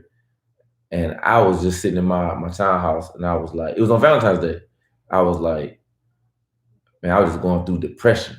I was just at my lowest point, man. Mentally, I was just completely depressed, down in the dumps, man. I had all these people around me, man, all these things around me, but I was going through major depression. You know what I mean? Totally unhappy with life, and I just felt the loneliest, by myself, depressed, everything, with all those things. And it taught me a valuable lesson that those things don't mean a thing, man. That's not where your happiness comes from. You got to be happy in here. And the route that I chose to, like, hey God, man, I had to call my God. I need your help. I'm out here living this type of way. And again, people believe different things, whatever. They might not believe in God. It's America. You can believe what you want to believe, man. But that's what I leaned on, and he pulled me out of a real dark place. So since I've been on that path, I've been seeing, you know how they say it's levels to it. I just been leveling up, man. Ever since I've been on that path, I've been happy mentally. I mean, I still go through different emotions. I'm a human. I get depressed sometimes. I hit low spots, but I always feel like I have a plan to climb back out. I got people around me, my wife, my two daughters, that can help pull me. They don't even know they're pulling me sometimes. My daughter, my 10-month-old daughter, crawl over to me like, man, you don't know, you just pulled me out of something just now. My 6-year-old will be like, hey, daddy, she wanted to go throw some snowballs today. We had some light dusting of snow. Man, we went outside and did. It was cold out there. But man, I had such a joy in my heart being out there with my daughter, man, playing in the snow. Like, that was free. That didn't cost a dime, man. You know what I'm saying? The rich folk down the street didn't call in the snow. You know what I'm saying? The snow came in on its own. And my daughter had a huge smile on her face. I was freezing cold, but I had a good time out there, freezing cold, my hands in my pocket. You know what I'm saying? Like, that's my happiness, and the material stuff, all that stuff don't matter. So it's like, when you got true happiness, and you learn how to get rid of debt, and you learn how to do a budget, and you learn how to make extra money and live inside of the amount of money that you have, and you don't owe nobody nothing, boy, you'll be so happy. Boy, you'll be so happy. The snow was nice, and it didn't. Man, when I tell you it didn't last long, and I don't know how many people know my whole story or whatever, but I work for the federal government right now. Did 20 years in the military, and I work currently for the federal government now. So I went in to work today, and by the time I left out the job, it was no snow on the ground, like none. And I got home, because I knew this morning that I had to do it this morning with my daughter. We was on a 2-hour delay going on the Fort Bragg, so I was able to go outside with her for a few minutes, and she threw. I didn't touch a drop of snow. I let her throw snowballs at me, but yeah, that snow was nice. It didn't last long, but it was real beautiful coming down yesterday, because we went to my friend owns several restaurants, and we went to a new one that she built inside of our neighborhood. A family style restaurant. So while we were there eating, the snow was coming down. We look outside, see the snow coming down. My daughter was just so happy. Again, that brought me a lot of joy. What you say, Mango? That old analogy holds true today. For what profits a man if he gains the whole world but loses his own soul? Man, that passage of scripture, man, is so true. And people have used it and flipped it in so many different ways. You know what I'm saying? Like, but it's all so true. Like, what good is it to have a bunch of stuff and then you're not happy? That's saying the same thing. People flip it all the time. What good is it to have 5 cars and your Instagram is on fire? Your YouTube channel is on fire, man. You got 100,000 subscribers, man. You got a silver plaque, and I'm going to get one of those silver plaques one of these days. Hopefully sooner than later. You got all that stuff, but when you cut the camera off and you cut the light out, click, you're in your bed crying, like I used to be, depressed. You know what I mean? That ain't no fun, man. You need to be really happy. Like now, like, yo, like, when I get down, I know where to go. Hey, come here, daughter number 1. Come here, daughter number 2. Come here, wife number 1. You know what I'm saying? Yo, boy, it's only one, All right, I know what to do now. What you say? Well, good night, everybody. I'm just gonna head out. What? Why you gonna head out? Come on now. Don't head out. We family up in here. The one common bond that we all from different backgrounds. The one bond that we have in here, we show love, man. Oh, you tired? Oh, okay. Oh, okay. You tired? No doubt. Hey, good night. Good night. Don't let the bed bugs bite. And if you're not subscribed to my YouTube channel, please subscribe and please hit the like button before you leave out of here on this video. I would thank you. And if you're not following me on IG, please follow me on IG, eVapors. eVapors, EVAPORS. And my moderator, Mr. Wavy Wednesday. I appreciate it. Thank you. I don't want to mess your name up. TA. Thank you, TA, and good night. Salute from the world's finest Navy's best. That was me. 20 years. Salute. Yeah, man. Wavy, Mango, and some of my other folk that's been heavy in this conversation, man. When I tell you, like I said earlier, I've met some of the nicest people here on YouTube, man, that I've never met in person. So I've met some of the nicest people, man. I mean, like Wavy, you one of my moderators on here. I mean, it ain't cost no money for that. Like, you ain't had to do that.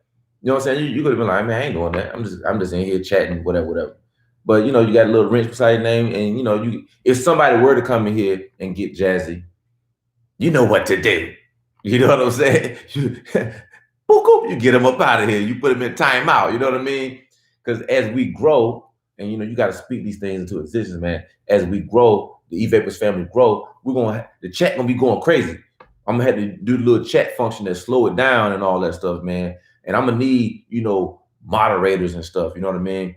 And just like Tall Guy, he got a camera guy now. He got a paid staff now. I'm believing to have the same thing, man. To have me a paid staff. You know what I mean? To have folk that's rocking with you, that's doing it because they want to do it. That's great. But man, we get to the point where, man, we got paid staff, man. I got folk, hey, man, this is my guy right here. He do this right here for me. Boom, boom, boom, boom. He on staff, he getting paid. Cause if I can't be here by myself, I gotta be here with my people. You know what I mean? So you got good people you rock with. There's no way you can be the only millionaire. I mean, if you're a millionaire, man, they got to at least be 100,000aires. You at least help them get to the 100,000s. You know what I'm saying? Like, yo, or once you get to a certain YouTube status, you mean to tell me, let's say I'm at 500,000 subscribers, man. My joint popping, man. I got thousands of views as soon as I load the video. but I can't say your name one time. I can't have you on my channel or put your channel up like, hey man, y'all go subscribe to my man Mango 39_392. Man, y'all go subscribe to my man Wavy Wednesday, man. I need y'all right now to go subscribe to his channel or their channels. They part of the E-Vapors family, man. If you rock heavy with E-Vapors family, man, please, I'm asking you, go subscribe to their channel, man. You're gonna love their content, man. You're gonna get dizzy watching them waves, and you're gonna get burned out from all the smoke from the 392 Mango. True, we kicked it like we've been friends, bro. I would, you know what? That's recorded, but it's a long recording or whatever. Mr. Random did a live that was called like New YouTubers Meet and Greet or whatever. And when I tell you, I thank God that I went on that live. I was already subscribed to Mango 392. Let me say that first. So I'm not sure where I first saw your Instagram, your YouTube. I don't know why I thought it was on Fat Cat channel or so. I don't know. I'm always subscribing to people's stuff because I'm just that type of dude, man. I just support people, man. I just show love. So I was already subscribed to Mango 392. But that Mr. Random, when he did that live and the whole thing up was like, hey man, y'all get to know each other, man. Y'all check each other's channels out, man. Y'all show each other love, man. So it was everybody in the whole chat. I went to everybody's channel and checked them out, subscribed to them, showing them love, just in the comment section, all of that, man. But like Mango, when I started talking about, yo, I'm from North Carolina, boom, boom, and then next thing you know, he was like, oh, hey man, my cousin in Charlotte. So and he sent me the handle. I went to his cousin page, YouTube page. I was like, oh, okay, he a little established. I want to say he got like 30-some thousand or 40-some thousand subscribers on YouTube. And his delivery is dope. Like you can tell, like the brother is polished, man. His delivery, brother's very polished. So I'm reaching out to him, man. I mean, I'm gonna jump into I-8, man, and shoot Charlotte. So I would love to have a relationship with him to where like I can be on his YouTube channel and we doing some stuff for the day. And he's like, hey, subscribe to my boy E-Vapors. And boom, I see a spike. And then I do the same thing for him, with my 1,200 or whatever, how many I have at the time, subscribers. Hey man, y'all go check out my man in Charlotte. We hanging out here today, man. We doing some car content today, man, with I-8 and with his Charger, boom, boom, boom. And then he put me on, I think Mango, you put me on, was it your cousin in Durham? And that's 55 minutes from where I live. I'm from Durham. So I want to say, I think you said it was your cousin or a friend, cousin, friend, cousin, a cousin that's your friend, something. But he's in Durham, and I reached out to him on his YouTube channel. So I want to go to Durham. I go to Durham all the time anyway, and link up with him. And he's a smaller, in numbers, I think he has like 300 subscribers or whatever. Doesn't matter. He could have one subscriber. I'll go to Durham and put him on my YouTube channel and say, hey, y'all, yeah, my man, yep, Mango, yep. I will go, you got one subscriber and rock with you. Because what I do see a lot of times, with some of these newly found big YouTubers, whatever, they always would like crush people that say they want to link up with them. And I know time is money and all of that. And I'm not saying somebody that got one video on their page and they're not trying to do anything. They want you to do all the work. That's not what I'm saying. When you're talking to somebody and they're like, yo, man, I'm going to be in your area, man. I'm a new YouTuber, boy. If you don't mind, I'd like to meet you. It ain't going to take 2 seconds, even if you was already at a spot and you knew they was gonna pull up, man, let them pull up. Hey man, yeah, pull up, man. And then they got their camera out. Hey, this is my guy, boom, boom, boom. And then even on your channel, hey, this so-and-so, man, he out here to car meet, man. It's a good young brother, man. And y'all go rock with him. They don't cost nothing, man. And I love YouTubers that do that. Big YouTubers that do that, man. That's why I had the utmost respect for them guys, man. Let me see what we got comments. I saw a positive comment you left. Oh, Wavy Wednesday. I saw a positive comment you left on Mr. Organic channel and checked out your channel. I started watching your videos, really positive, respectful. Yo, Wavy, that's dope, man. That's crazy how you Mr. Random met me on on Mr. Organic page also.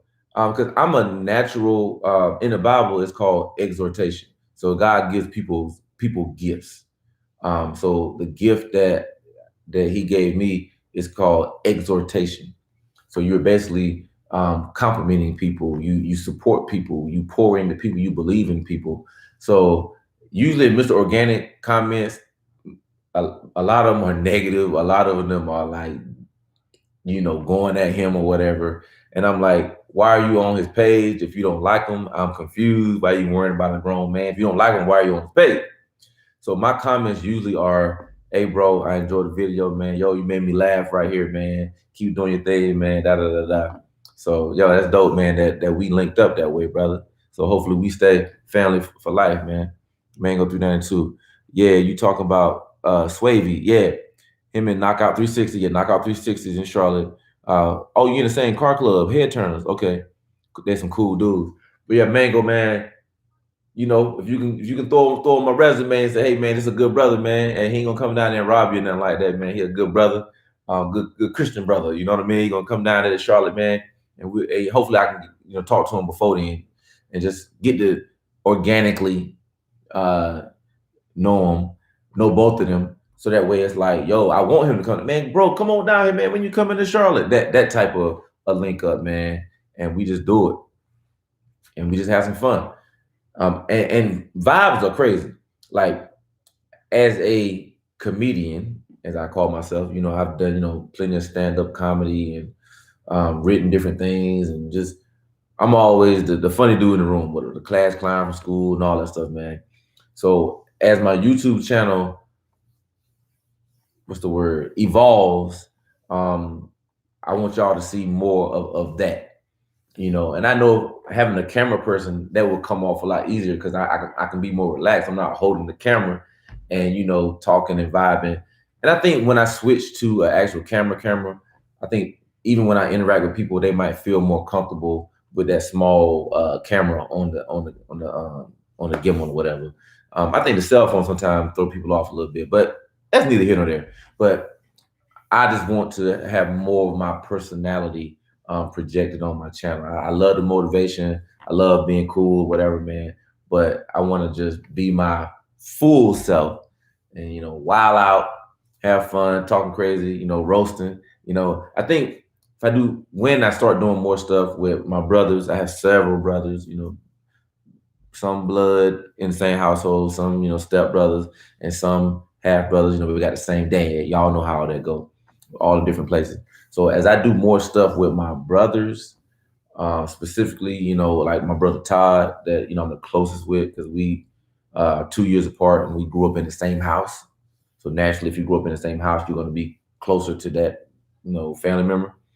So when we do more stuff, yeah, a lot of that stuff is gonna come out, and we start telling stories.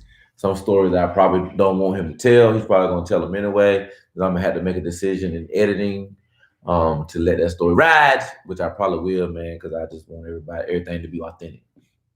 So y'all gonna see more of the personality. And when I link up with other people, man, I'm just myself. I'm just more of the funny, crazy, roasting type. That's just me, man. Let me see what Mango said. I would need to chop it up with him on Saturday. Get you guys together. Word. Because Mango, you in San Diego, right? If I'm not mistaken, you're in San Diego. Because like I said, I'm going to LA 20 July through 26 July. Wavy Wednesday. Have you checked out their podcast, Mr.? I subscribed to the YouTube channel, but there wasn't a video on there yet. Or did I miss it? I think I hit the bell. And the other day, I looked for it on my phone because I listen to podcasts on my phone, but it was like it's on all platforms. I searched for it. Let me search for it now. So y'all gonna make me look crazy. Let me search for the podcast on my phone now. But it was not in iTunes. I mean in on Apple last week for sure. It wasn't. I mean, they might have recorded it. Let's see, top of the MOOC. Top of the MOOC.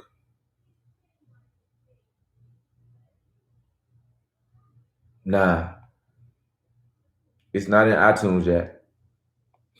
It's not on Apple yet. I mean, I went through it all, and I listened to podcasts, and there was not a video on the Top of the Moot YouTube page.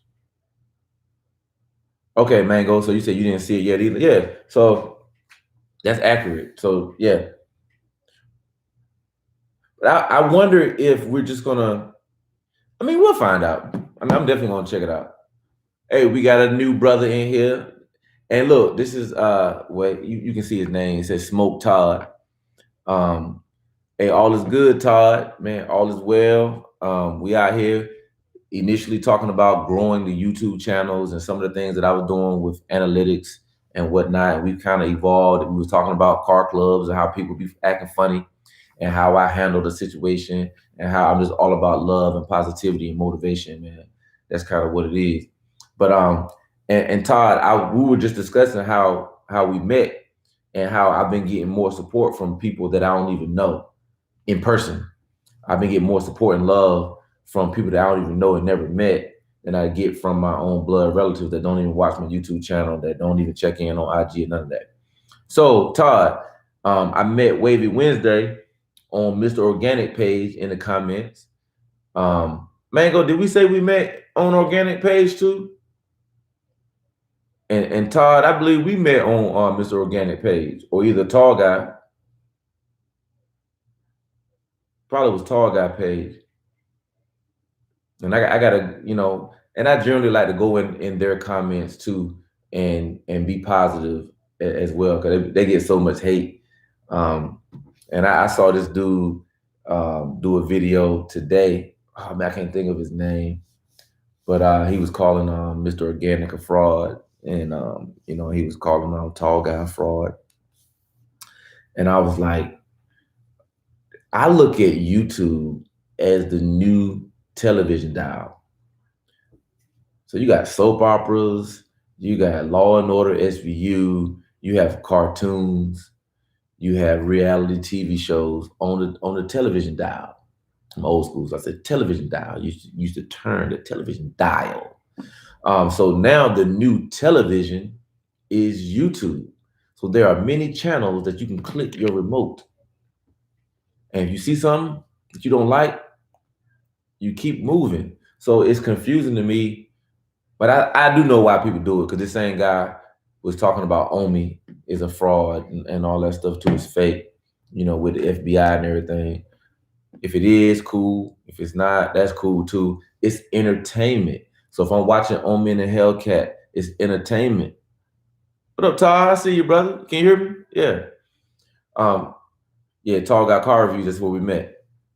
But yeah, if I'm watching Organic, it's for entertainment. If I'm watching Tall Guys, for entertainment. Because he was even saying, like, I don't know why people would pay, for a cheap ski mask and pay $150, And I got one of the ski masks. Why not? You know what I mean? Like to me, like even with this Tall Guy hat or whatever, even with this, I got two Organic hats. I got this hat and I got the lime green Gargoyle Gang ski mask, whatever. It's not about how much the hat costs. It's more of one of them things to where I'm the type of dude that I like to support people. You know what I mean? And I love watching Organic. I love watching Tall Guy. Like I love watching The Life of Jeremy Barrett. So I enjoy watching those TV shows. It'd be no different than me watching your TV show and your show getting ratings. Or if your show, Law and Order, had a T-shirt, Law and Order SVU had a T-shirt they were selling. I would buy the Law and Order SVU T-shirt because I rock with them. You know what I mean? So, and then by me doing that, and I also communicate with people. So like literally, me and Mr. Organic have talked back and forth, inbox, via email. He a cool brother. Like a lot of that stuff is the YouTube persona. You know what I mean? Like nobody is always on 10. Nobody. Don't care what anybody, nobody's always on 10. It's times where you're on 5, where you're on 3. You with mama them, so are you with a young lady, your wife, your girl, you're not always in full Eddie Murphy mode. No. or you're not in full shoot people in the chest mode, you know, that come in with a comment. You know what I mean?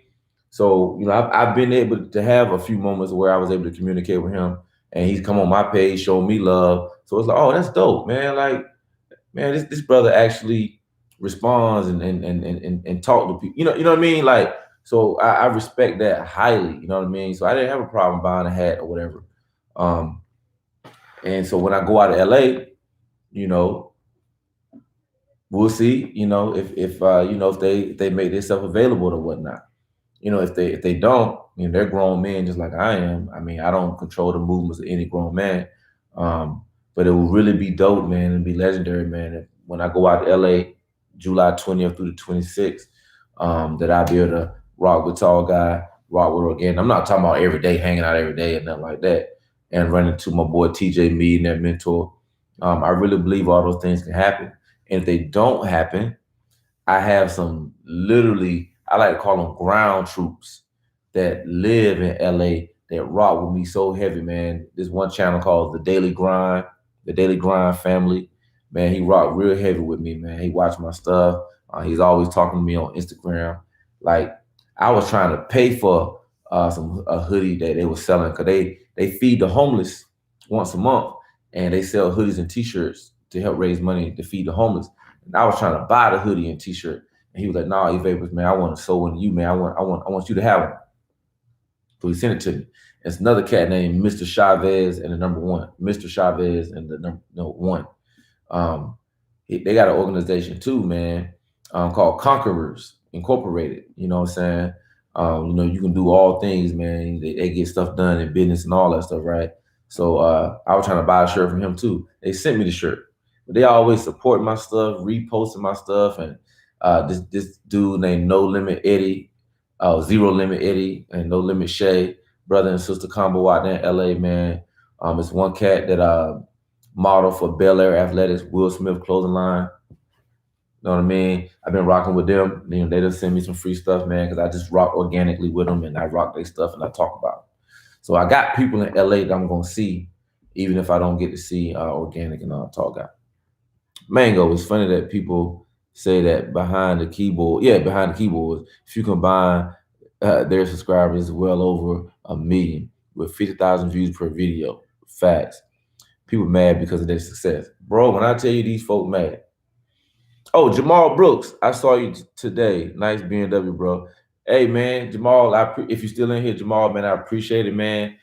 Please hit the like button if you don't mind, and subscribe to my YouTube channel if you don't mind. I'm motivation, cause, and money, and you know I like to have fun. And my content is probably gonna shift to be more of my personality, which is Dave Chappelle-ish on some Chris Rock. You know what I mean? But without language. Mango 392. Yeah, Jamal, what's good, Jamal? Where did you see me at today, Jamal? And I was saying earlier, Jamal, you know, my car is a write-off, man. It was purchased for my YouTube channel. You know what I mean? Because a lot of cars are featured on YouTube. Mango 392 and plenty just messing with you, but and many other people, man, they feature their cars on YouTube, and that's their business, their car. You know, and the clothes that they wear while they're in the car, you know, the phones that they use, the computers that they use, that we use to make the YouTube channel happen. The decal stickers that we buy, the wraps that we put on the cars and all that stuff, the backpacks and the promotional items, all this stuff, man. So I got that stuff on my on the i8, and you know, I'm just trying to promote my business. When my car is sitting still, people walk past it, they like it. They see my Instagram on the side, they see the YouTube sticker on the back. I hope that they subscribe and become E-Vapors family members, like permanent, like really like what I'm doing. Comment on my videos, watch them, be inspired. Tell me some things I can do better. Give me some show suggestions and some ideas. Yeah, and the weather here is cold, not like New York cold or Chicago cold. Let me clarify that. But outdoor stuff, it's not a whole lot of outdoor stuff going on right now. You know, so that's kind of that's placed a limit. I've placed a limitation on myself based on the cold weather. I got to take responsibility for not doing a lot of car stuff because I want those rolling shots, from another vehicle. You got my gimbal, you got my phone or my other camera, and you're recording the I in traffic, shooting past, and then I can, do my editing, put some music in there, some slow motion, and then my homeboy got a drone. So, we can get some drone footage and just be great, man. You know what I mean? Like, and give people like, yo, that's dope. Cause let's say you want an eye or you like the way the eye look and you get to see the eye going down the street, the back shot, side shot, the overhead shot, and chop it up real nice, man, with some little music and just a great presentation for y'all. So I want to be able to give a great presentation for y'all, give y'all the things that y'all want to see and enjoy. And then still do like the lives to where we might have a topic. Hey, today we're talking about saving money. We're talking about the Robinhood app. We're talking about buying individual stocks, or we're talking about forex, the foreign exchange. Trading currency, giving you information on that. Or we're talking about affiliate marketing and how you can make money with companies and you don't have to pay any money. All right, Wavy, have you ever thought about getting a wrap on your eye? Let me show you a picture that I ain't never showed, that I haven't showed the public. So there's a really dope custom shop here, and the guy actually prints the wrap out in his shop. That's what makes it even more dope. And he has a connection somewhere. I forgot where he said to get it from, but he prints them out in his own shop. It's real high level, high quality. I have a folder that I'm looking for that I want to show you if I can find it. Let's see, all albums. Looking for I.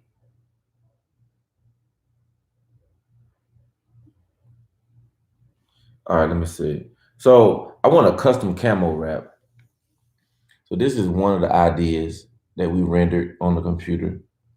It's a custom camouflage wrap.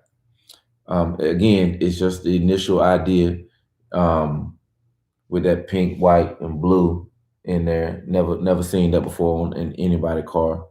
So I wouldn't mind doing something like that. And then here's a different pattern without black in it. Smaller. I kind of like the big camo pieces, personally speaking.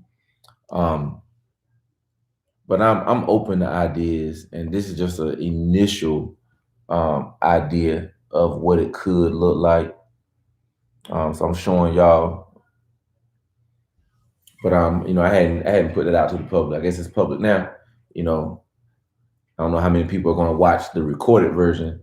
All 1 hour and 52 minutes worth of it. But yeah.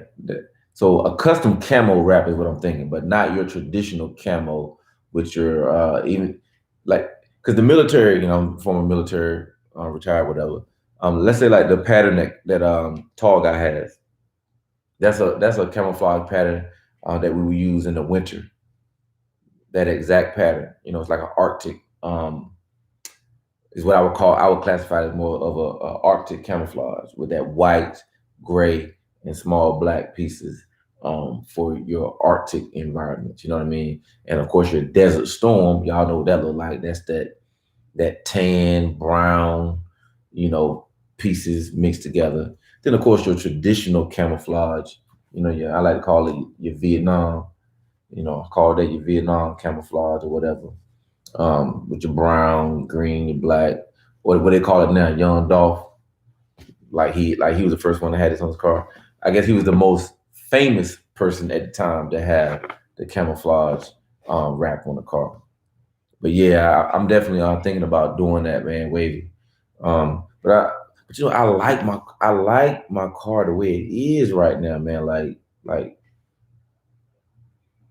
yeah, I like my car the way it is right now. I got a couple of other ideas. Now look at this. I don't know if y'all can really see it. It's a, tell me if I'm saying it wrong, luminescent or fluoroluminescent paint. So I was like, yo, why not? And I think it's clear. So in the daytime, because this part of my car is gray. I have gray they call them the Tron lines. That's the nickname for them. But at nighttime, look how they light up. And that's the little side lines under the car. That's not a light. That's not a light kit. that's paint. So I'm like, yo, I could get those sections painted on my car just for some nighttime action. You know what I mean? Just for a little something else on some nighttime action. What y'all think, man? I was trying to see if I had another idea that I kind of like. I didn't even save it.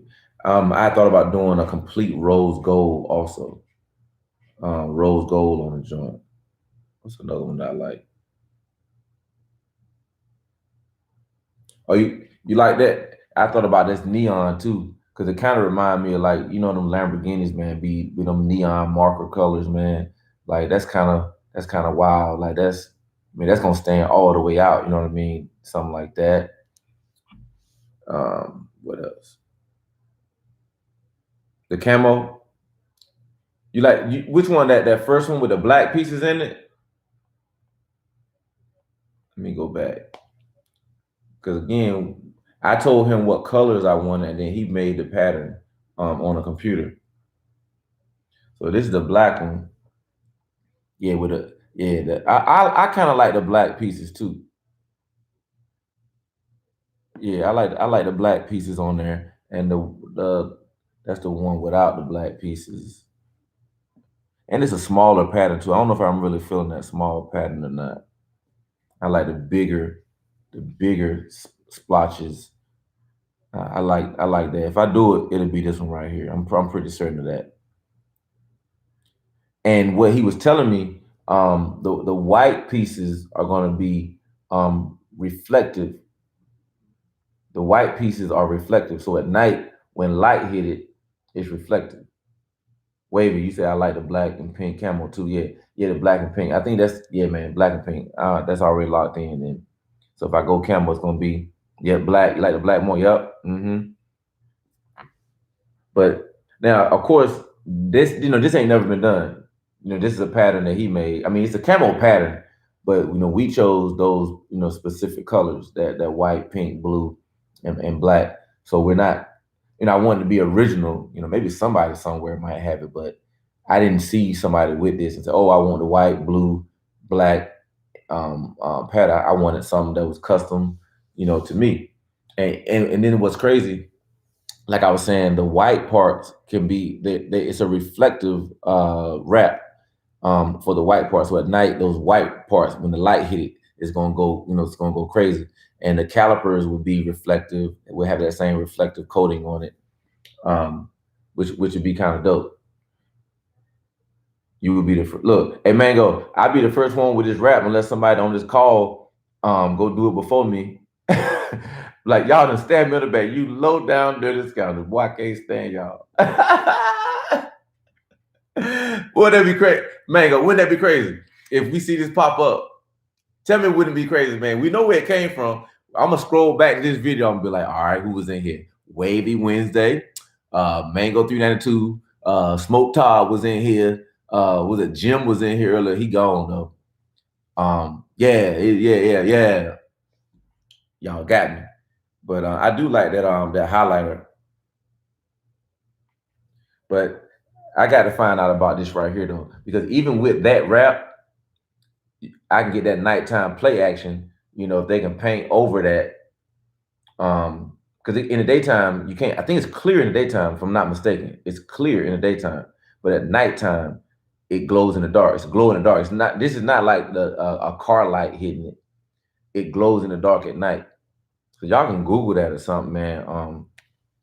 But this is the YouTube page. This is the channel I was on. Senna Group, SENNAGROUP. So Senna Group is where I saw this picture at, and it's called something.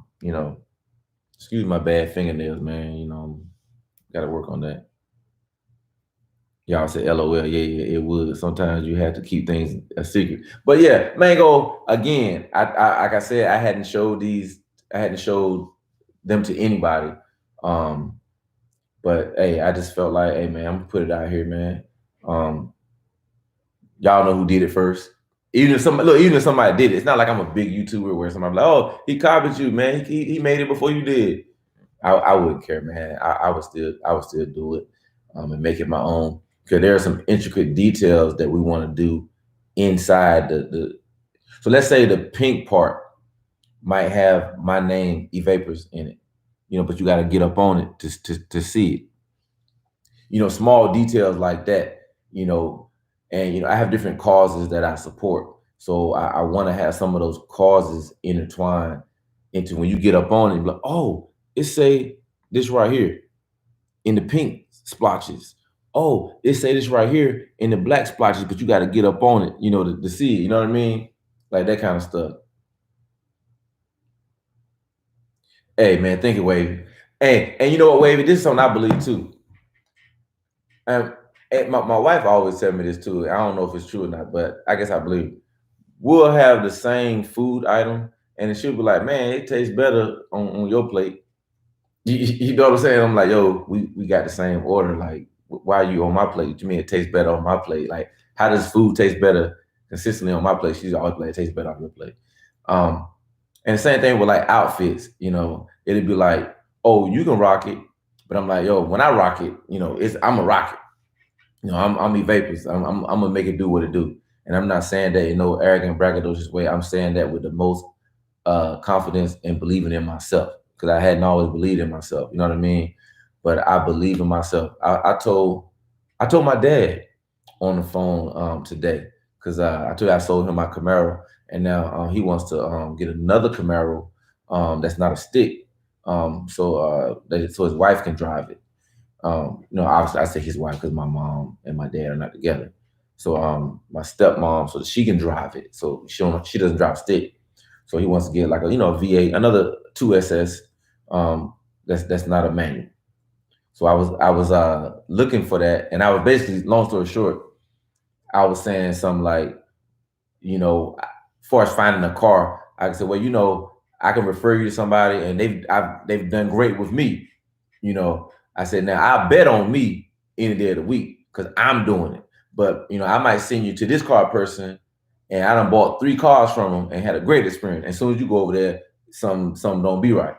And I've had those things happen. And I'm like, yo, if I sent you there, yo, that means I had a great experience with them. Sorry about what happened between y'all two, but I sent you to them because of the rep. But when I send you to me, I bet on that all day, any day of the week, man. So me getting that rap because I did it, or because it's my car and I have it done a certain kind of way, even if you already did it, it's not gonna look the same.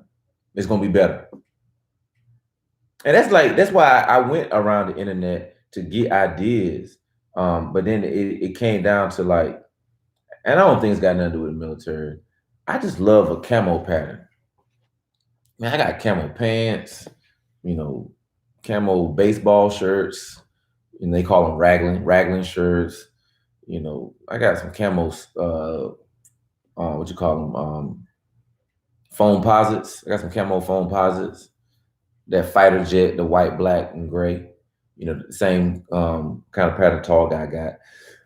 I think I had those shoes in 2011. Still got them. I got all kinds of clothing shoes, man, from early 2000s.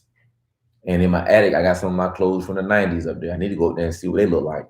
You know what I'm saying? Some of that stuff might be back in. What's that wave? The pink reminds me of breast cancer awareness. Hey, you already know, man. My grandmother passed from that. So, I have a lot of, look at this, pink. This is the same guy on here, pink. I have a lot of different, pink stuff, and it's always a salute and a shout out to my late grandma or whatever. So, if you get a chance, if any of y'all get a chance, I did a live video when 2 days after Kobe passed. I had my Kobe shoe collection. I had some custom shoes made, custom Kobe's design that I did on a computer with at the time Nike ID. You could design your own shoe, and I did a video on that, man. And I explained the meanings of the different shoes. Some were about my grandma. Some was about my daughter. That was my first daughter, because we went through a period of maybe about 6 years of trying to have a child, and it was real difficult because you're trying and then it's not happening. You go through depression and different things, man. But then boom, God opens the door, you have a child, then boom, he does it again, you got a second one. Like, man.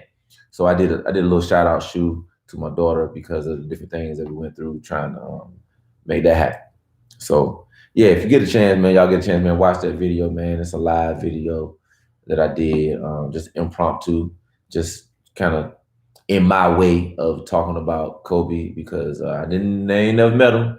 You know, I sat courtside one time at his last game when he came to Charlotte. Me and my brother, we had courtside seats right behind the goal. So literally we was hand distance away from him, man. But I've been following him since he was 17 years old. And you know, you just got a love for somebody, man. I looked at him like a little brother. You know, like I really looked at him like a little brother. Like never met him before, but my heart felt the same way as if a brother passed. You know what I mean? And then the fact that he was dad like me, and I have two daughters, and he only had daughters. You know what I mean? So it was like, yo, my favorite player, my favorite little young cat. You know, I think he's 41, I'm 46. You know, my favorite young cat. You know, got all daughters. I got all daughters. You know what I'm saying? We're gonna do it. We ain't worrying about that. We're gonna have them hooping. We're gonna have them playing golf. We're gonna have them involved in sports, track and field, and all that stuff, man. So I ain't worried about having no son. You know, I'm good. Got my two girls. They gonna go rule the world. You know what I'm saying? But yeah, if y'all get the chance, watch that video, man. But that camo joint is leading the way. But I definitely want that glow in the dark joint.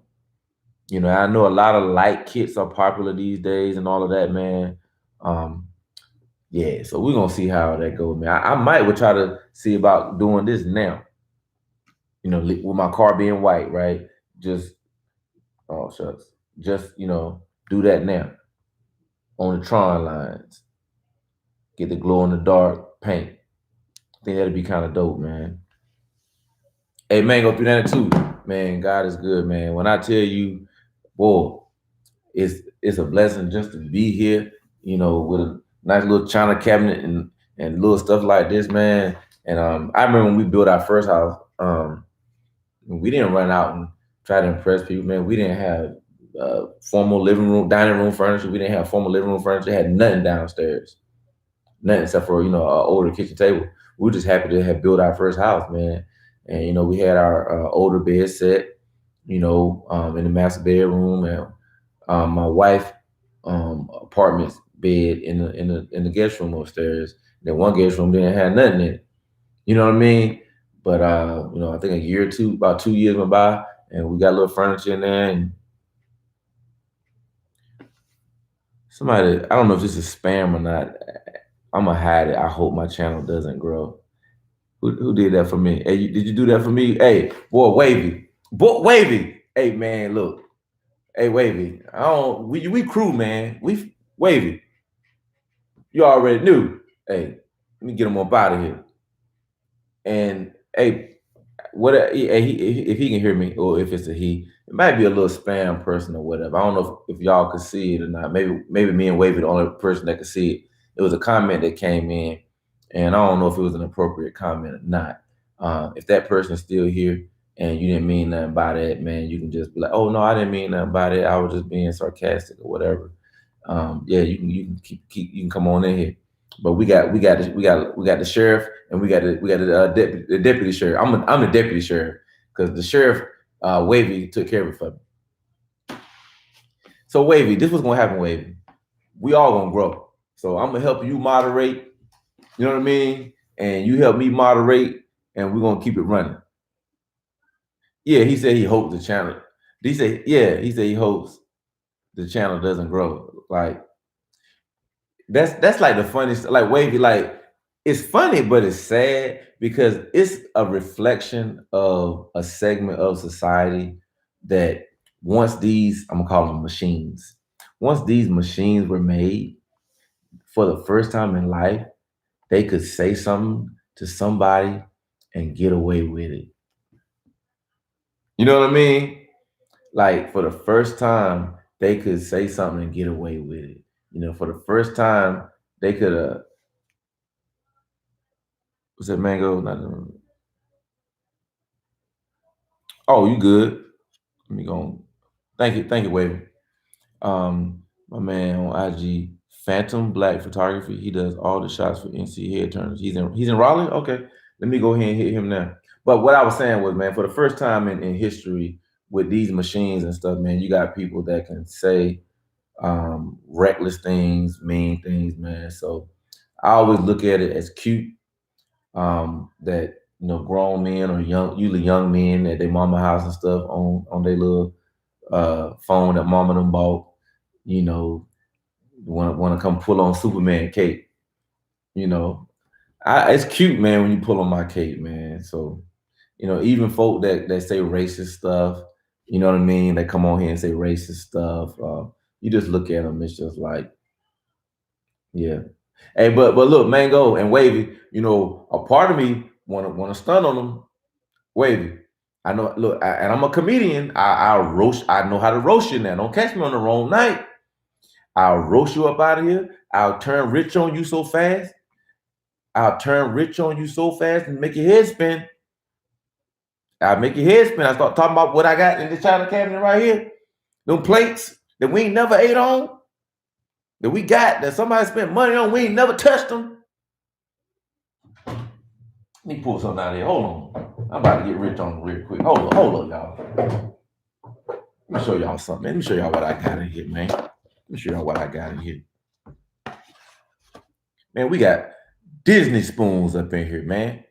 You feel what I'm saying? We got Disney spoons in here. We got little small Disney spoons up in here, man. Come on, man. We got princess spoons up in here. I bet my man that made that comment ain't got no princess spoons. You know what I'm saying? Y'all messing with the wrong one, cuz. Princess spoons. And that's the only thing in that drawer right there. I just stunned on him, man. Mango, I bet he ain't got no princess spoons. How much you want to bet? Wavy, I bet he ain't got no princess spoons, man. I promise you he ain't got no. What else I got? Let me stun on y'all. What else I got in here? That's a bill. What else I got in here? Not much. Freaking peanut butter bar in here. See what I'm saying? It's broke all up. I bet he ain't got one of these. Y'all got me on my I like to call them on my Deion Sanders. You know what I'm saying? Y'all got me on my Deion Sanders swag right now, man. Deion, I might be showing my age. That's what I loved about Deion. Deion will come out there with 8 gold chains on, bad outfit. Sometimes it was so bad that it was ugly, like a whole leather outfit and stuff like that, with a little curl and stuff, with a big old gold earring, lightning bolt hanging down, man. You feel me? He'd come up in there and stun on him and then go out there and catch 2 interceptions for a touchdown. Hey, Wave, we got him on up out of here, Wave. We got him on up out of here. Hey, Mango, look, I'm being cool and calm, really, man, because I like to be me, but I don't want to be all the way fool, because then when you all the way fool, you act crazy, you cutting up. Sometimes people take it as a joke when all you do is joke around. So I got to try to have that healthy mix of who I am, man. But I love to have fun, man. And in life, man, everybody got different roles and different talents, man. I'm just that dude, man, that I like to have fun, man. I'm gonna be that life, man. I'm gonna bring people together. Cause let's say 5 people, they don't dislike each other. They just don't communicate. They don't reach out. And it's like, I'm always like that glue where everybody, I always reach out to them and talk to all of them and plan a trip. Hey, let's go to Charlotte, man. Let's go watch I almost said Bobcats. That's how, true fan. I was rocking with, I've been a Bobcats fan. Yeah, I'm a Lakers guy. But I'm from North Carolina. We ain't always have a team. So once we got a team, I'm rocking with the Bobcats and all that good stuff. But anyway, I'm always that glue person, man. So I'm gonna continue to be that glue person, man. That's gonna have fun. It's gonna bring people together. But doggone, it feel good sometimes with somebody to hit me up. To be honest. Hey, Wavy, you too young to know about Mr. T, man. You too young to know about Mr. T, man. But yeah. But I love roasting. Man, some people call it different things depending on where you're from. I think we used to call it, now, we North Carolina, we used to call it scolding. Like at lunchtime, when I tell you, I want to say when I become the champ. 9th grade. Yeah, 9th grade. ninth grade, I became that dude that you ain't want to roast, that you ain't want to joke, or you ain't want to scold, or some people call it the dozens. There's a lot of different, wherever y'all from, what y'all call it. So people call it all, joking each other, roasting each other, and when it's a crowd, whoo, lunch table, lunch room, they already know I won't eat vapors back then. I was just Eric. He's like, boy, Eric, and then to me, in our school, everybody knew who the funny dudes were, right? And then there were some dudes that were moderately funny that was trying to come up. So they would always come after the funny guys, you know what I mean? Try to come at the title, and we would always destroy them during lunchtime or at football practice or, just after school, whatever, we always destroy them. And it was like you would have mutual respect for the other dude that's funny. You wasn't scared to go head toe to toe with them. People would always try to get you to go against them. But what we would do when folk would try to get us to go against each other, we would get them. You know what I mean? Like you worrying about me and him, what we doing? Why you worry about my schedule? I'm a grown man. You worry about another man's schedule? Why you worry about who I'm going up against? You feel what I'm saying? Because we were just like superpowers. And we didn't want to go superpowers, you know what I mean? Nuclear war, man, boom, whole lunchroom building exploded, man. They couldn't handle it if we start throwing jokes back and forth. But my jokes were so legendary. Now, I'm not bragging. My brother Ty will tell you this. He would take my jokes back to his school because we were 2 years apart. So high school when I was in ninth grade started 10 through 12. And when I went to the 10th grade, they brought ninth graders and it was 9 through 12. But my brother was in 8th grade when I was in 10th grade. So he was at the middle school and I was at the high school. So he would take my jokes back to the middle school. And by doing that, he was the funniest dude, or one of the funniest dudes at the middle school using my jokes and wearing my clothes. Football highlights. I'm on the bus stop, freezing, waiting for the bus to take me home.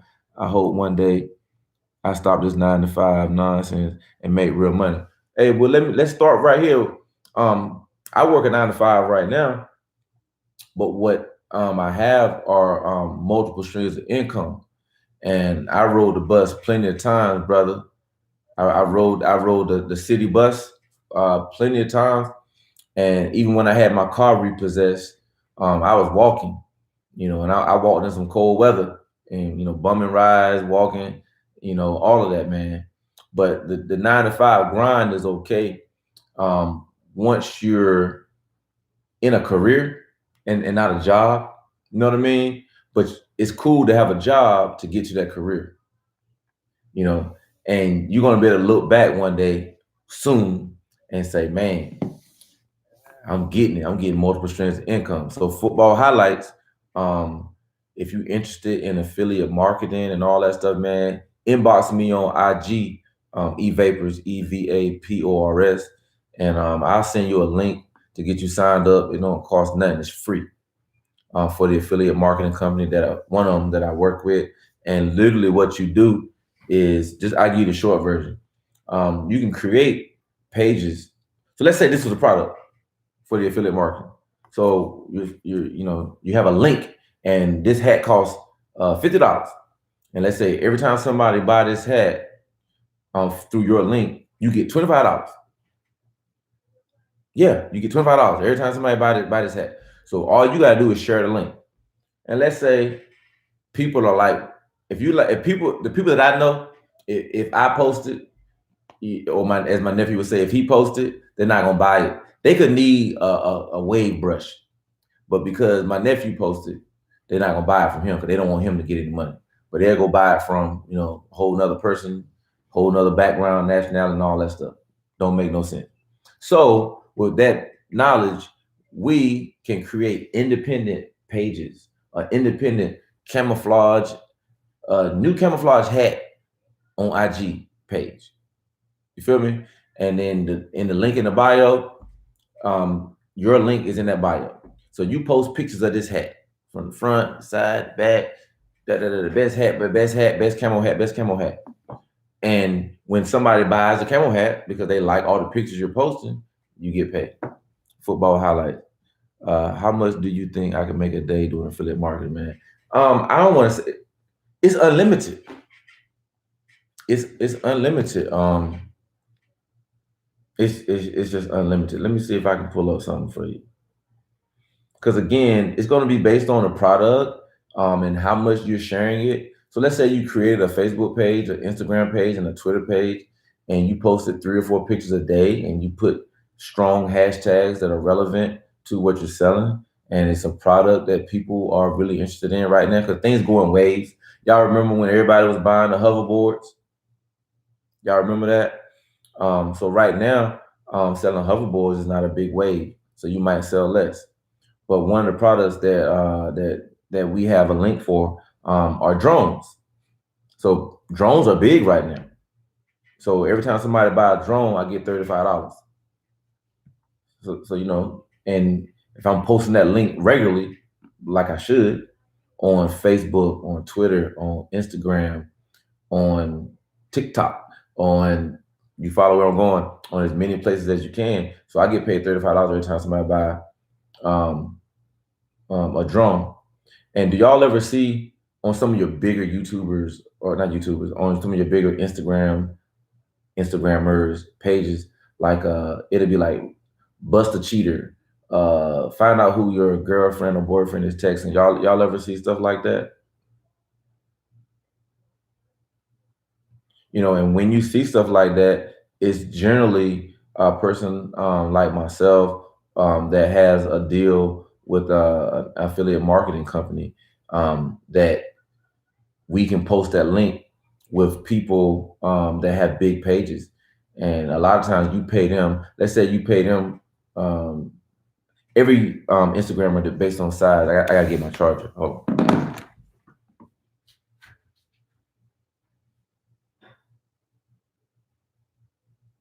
oh, dead.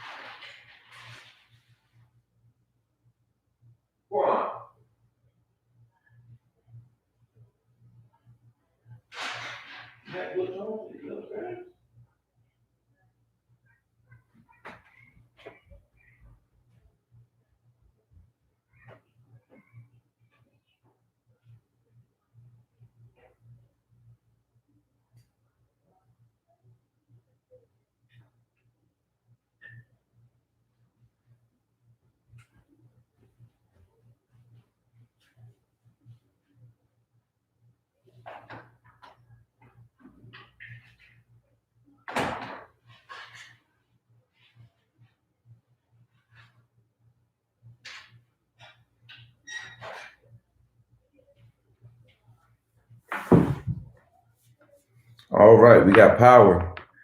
MacBook trying to get on up out of here. Come on, plug it up.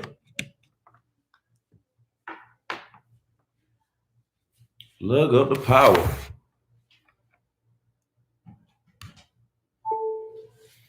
There we go. We got power up in this junk. Oh man, I forgot what I was saying. But I think what I was saying was yeah, you can get links for free. You post those links. Well, you can post it on your IG page. You can post it on your Twitter account. But I just think it's better to just be an independent business. So if you're selling drones, you know, have a drone page and you post pictures of drones and you put the link in the bio on your Twitter, on your Facebook, on your Instagram, on your TikTok, on your Reddit page, on your blogspot page. You know, you could write little small articles or find articles that are already out there and quote those articles on your, you know, bestdrones.blogspot.com, because blogspot.com is a, you know, a blogspot page where you can write your own blogs and people start reading your blogs, man. You got to think outside the box. And those are the things that I do. You know, I have a marketing company, and those are things that I like to share with people so they can, you know, make money. What podcast do you listen to? Dave Ramsey. Let me see if I got it. If they're downloaded on here, at least the pictures should still be in here. Dave Ramsey, DAVE space RAMSEY or SY. Dave Ramsey. Let me see if I can pull it up. Of course, it's not in here. I'm saving. Oh, yes, it is. I knew it should be in here. So yeah, Dave Ramsey is the main one. Chris Hogan. Chris Hogan. He works with Dave Ramsey. I started listening to these guys. They're local here in Fayetteville area. The Tailgate. Very inspirational. Yeah. So those are the main ones I listen to right now. And Dave Ramsey also has a YouTube channel. So it's pretty much, the podcast is basically the show on the podcast. You know what I'm saying? Like some people prefer to listen to it on the podcast because you can speed it up or slow it down. Excuse me. All this talking. I get a little bit of juicy juice. All natural, man. Man, I'm gonna tell you what. I've been eating bad for a while, and I've been having every excuse in the book. Dealing with back pain and all kind of stuff, man. Just like, oh, I can't work out. And some of it was legit, but lately, the last probably 6 months or so, it's been more excuses than anything. I always tell my wife that you find time to do the things that you want to do. So pain or no pain, I gotta get in shape, man, for my kids and for my wife and everything.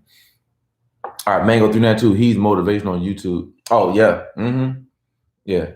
And like everybody does stuff so differently. And like I said, when people ask me what's my YouTube channel about, I always tell them, it's motivation, cars, and money. But it's not in that order per se. And I really enjoy the vlog style more. And I really need to give more of that because I really don't give a whole lot of it. When I am vlogging, usually I vlog on the weekends, or I'll vlog in between picking on my daughters and different things like that. But it's not like a full vlog where it's like everything, I'm in the kitchen, some of that and some of that at the dinner table, or, just, I want to get that rhythm down and be able to do more of that. Let me see, football highlights. What is the monthly cost of your IA, if you don't mind me asking? How you know it's not paid for?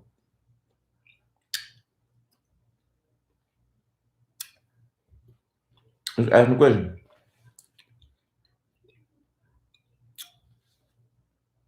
And I don't mind you asking you. And I'm an open book.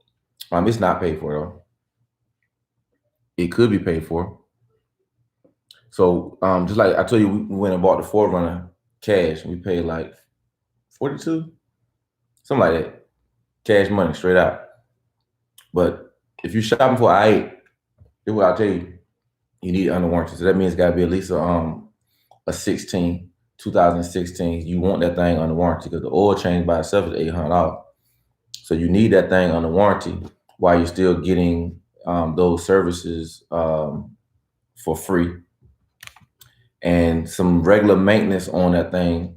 There's some regular scheduled maintenance on there that, one-time shot is over $1,000.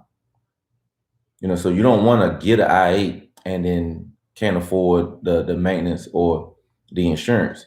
Now, I'm 46 years old with no tickets, great record, no tickets, no accidents, no nothing. And I pay about $135 a month in insurance. You know what I'm saying? So what I did, most of the I8s that I was seeing that were under warranty with I had 23,000 miles on my car when I bought it.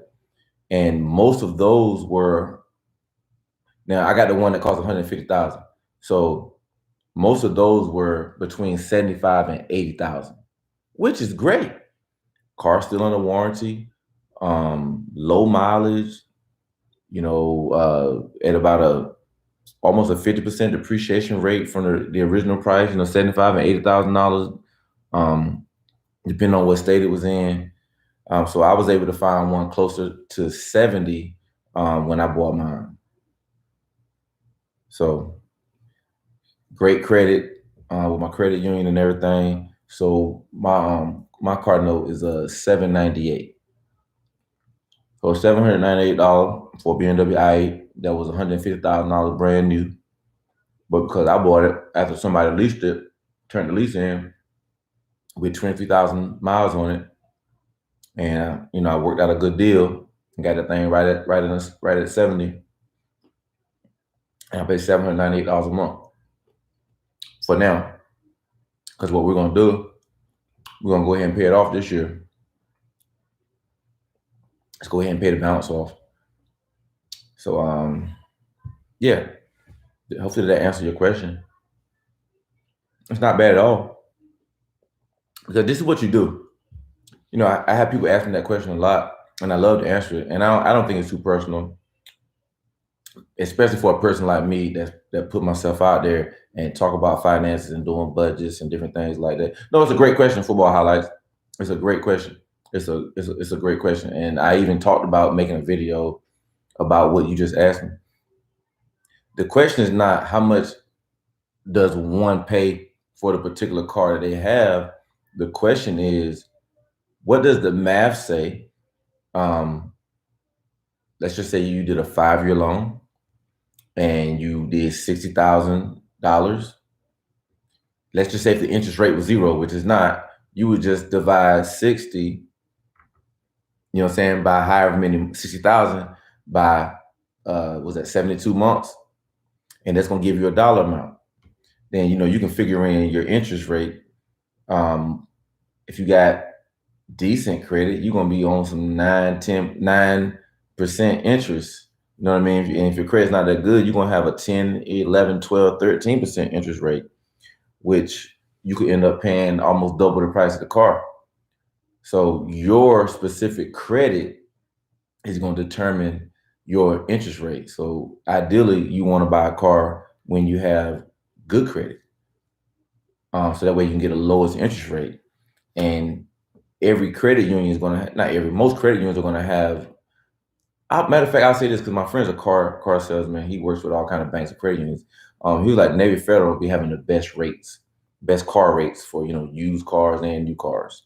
So you go to their bank, you go to your bank's website and they say 8% for great credit used cars, as low as 8%.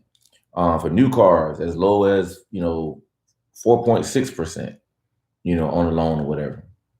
So yeah, your credit is going to determine your interest rate, which is going to determine your car note based on the dollar amount that you decide to borrow. So in certain situations, you might want to bring money to the table to put down. And that's what I did. I didn't finance the whole amount. I financed a smaller amount, so that way, I had my credit score is like 830, 835, something like that. So I had perfect credit going in to the situation. But no, that's a great question, man. And that question and even those answers, I'm sure it's helped somebody. Maybe it's even told them something that they didn't know or they weren't aware, all different variables into a car.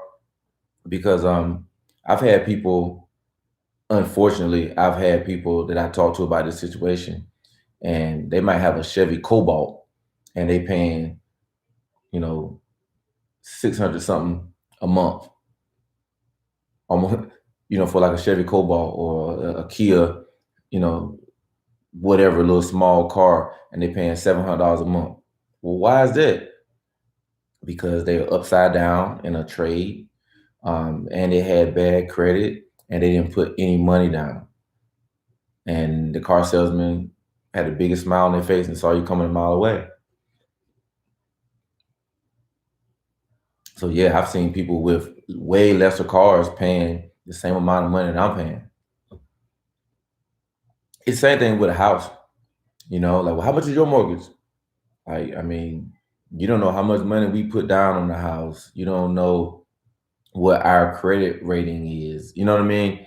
You don't know what the interest rate was when we locked in on our interest rate, because you can lock in at certain times. So it's so many different factors involved. Let me see what Football Highlights said. Yeah, so YouTubers made I look like a 7-figure car, so that kind of make you not want to buy it. Yeah, it's a brand new. It's a six-figure car, $150,000 for the Impulse World, the one I have, and the regular one, regular like it's a bad one, and it just doesn't have certain features or whatever, which you wouldn't notice them unless you do research on I. That's 135,000, and then the convertible joint, I think the convertible is like 165, something like that. But that's a six-figure car, and do I think it's worth $150,000? Yeah, I think so. And I'm not just saying it because I have one. I mean, I don't work for BMW. I don't get nothing from BMW. I definitely believe it's worth $150,000 car. I mean, you can't imagine. You can imagine. Man, when I go somewhere, it's like I'm in a Lamborghini, bro. For real. And I love that because I love people and I want to show people love. And if that breaks the ice, if you speak to me at the gas station because of the car, now that's opening up a dialogue that I can have with you and hopefully influence you on some things that I believe you need to be influenced on. And I live my life a certain kind of way. And when you start talking to me, you probably gravitate to me. You know what I mean? And that's a good thing because I'm trying to lead people the right kind of way. Yeah, so it's a tool that I use now, literally in person at the gas station and stoplight. Man, people, and then my car be parked somewhere. It was somebody in here earlier that said they saw my car, and they probably wrote down my Instagram or YouTube, and they was in here in the comments. I think it was Joe or something like that, Jones or somebody in here, and I never met them. They saw my car today, and they started following me. And hopefully, if you scroll through my Instagram, all you're going to see is positivity. You're going to see a man with his daughters, with his wife. You're going to see a father. You're going to see some funny stuff. You're going to see me talking junk, Duke, Carolina. But you're going to be like, man, it's all positive. Not a single curse word, not a single political tirade, all positive. Everything is uplifting. Everything is uplifting. And that's me. So that's what I want to leave on people. You're gonna see finances. That's what I want to leave on people. You know what I mean? So that's why I did a YouTube channel. Oh, my man Mango, the credit is important. My credit was so bad years ago, I financed a car at 20%. Hey, Mango, you wasn't by yourself, bro. I don't know what my interest rate was back then. I think I didn't have credit, which that's the same thing as bad credit, not having credit when you're young and you first starting out. No credit is just like bad credit. I know people say sometimes it's better to have no credit than bad credit. I agree with that because you can build it up to be good credit. But it's like you got bad credit, you can build it up to be, good credit. And like I've been able to help people, build their credit up too. I learned how to do like credit services, where you can help people build their credit. You know what I mean? But even when you're helping people build their credit, it's not you're not a magician. Just like credit, you got good credit because you use my credit service. You paid me, boom, boom, boom, for the credit service, and now you got good credit. No, you still need to follow the plan that I give you for your credit service, and your score is gonna go up. And then the things that I can do that you can't do to help you, leveraging, what I have to help you build your credit, then it's a win-win. Okay. But man, I remember them days, them bad credit days, boy. I remember I'm looking at my cell phone right now. I remember I went to get a cell phone and the lady told me I had to put a $500 deposit down because of my credit. I said, well, shoot, if I had $500, I can just buy the phone. This was before phones was $1,000. Okay, let me help y'all out real quick. This is probably, what year was this? This might have been I don't know. This might have been 99. Yeah, 99. No, 2000. This probably was 2001. Yeah, this was 2001 because I remember my credit was bad. I moved out of my apartment and I moved in with my grandmother, and I stayed with my grandmother for a year. And I was in the military and everything. Staying with my grandma, sleeping on the couch at my grandma's house for like a year.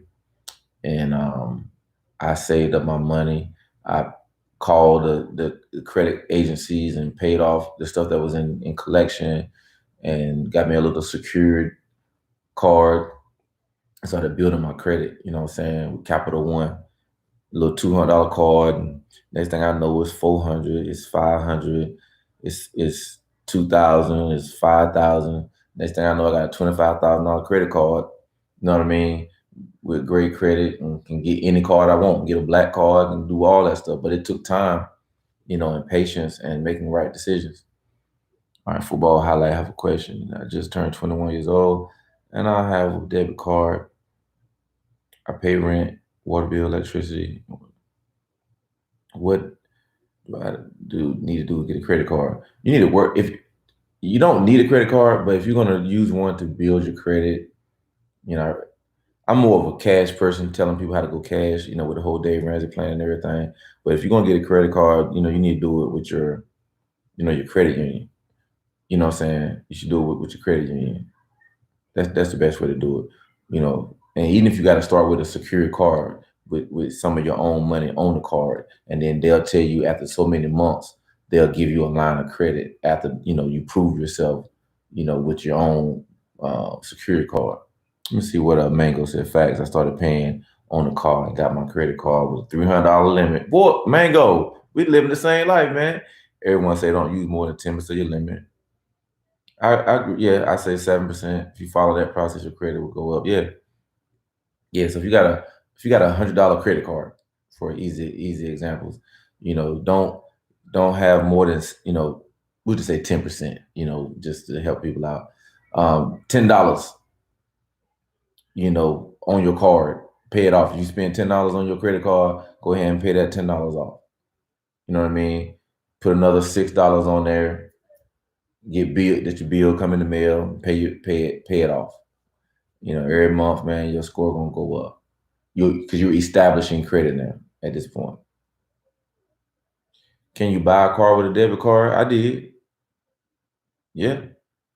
I had to call my bank to authorize a transaction because I think the transaction was 42,000, something like that. So like my bank, like if you're doing a debit transaction, I think the most you can do is like 1,000 or something like that, or 2,000, you know, at one time. So I had to call the credit union and say, hey, we're about to swipe the debit card for $42,000. So I had to get pre-approved. It's my money, it's debit card. So, but it's fraud protection. So I had to call and say, hey, I'm about to swipe my card for 42,000. So, you know, don't block it because I'm at the car dealership. I ain't trying to be in here looking silly. But yeah, you sure can. You can buy anything with debit card, man. Debit card is the same as cash. Going straight out. Because it's your money. Man, this is a good conversation though, man. I'm glad it even turned to this. Because you would be surprised. I mean, I remember the first time I heard everything I'm talking about right now. I always say Wave Wins. I use Credit Karma. Yeah, I see them. I think that's free. I use Credit Karma, have a few cards. It recommends you take out a small loan to make your score go up faster. Credit scores are based on you borrowing and paying back. So that is accurate. Your ability to borrow and pay back is your credit score. Ideally, you don't want to have to borrow anything from anybody, to be honest. Like the credit score, I mean, is great. But if you had the mentality, if we change our mentality of we won't borrow from nobody, we got it. Well, what about when I buy a house? Okay, you don't have to have a credit. Let me tell you this, maybe you didn't know this. You don't have to have a credit score to buy a home. It's called manual underwriting. It's based on your income and basically how much money you have available. You know, you put a down payment down on the home and your steady income. That's what they base how much house you can get under. That's how they used to sell homes, called manual underwriting. Because back in the day, people used to save money to put down on a home, so they're not taking the full brunt of the loan. And they'll put down a certain percent, you know, maybe 10%, 20% of the home, and then they would get approved for that loan because they have a job and they got money coming in. It's called manual underwriting. Let me see, Mango, what it said. Also remind you, fam, that To make your score jump, you must have the balance paid off before your credit card company posts the credit. Oh yeah, you need to pay your stuff off. Yeah, you need to pay. Me personally, you know what I like, man, Mango. I like to have my payments just like car notes and everything, and other payments on automatic. I have it set like pay balance. You know what I'm saying? Or you can have a certain amount or whatever, or you just have it pay the full balance off on the 6th of the month. I like automatic payments, man. Like my car note, automatic payment, insurances, life insurance, health insurance, car insurance, all that stuff is on automatic payment, man. I mean, even the little small stuff, man.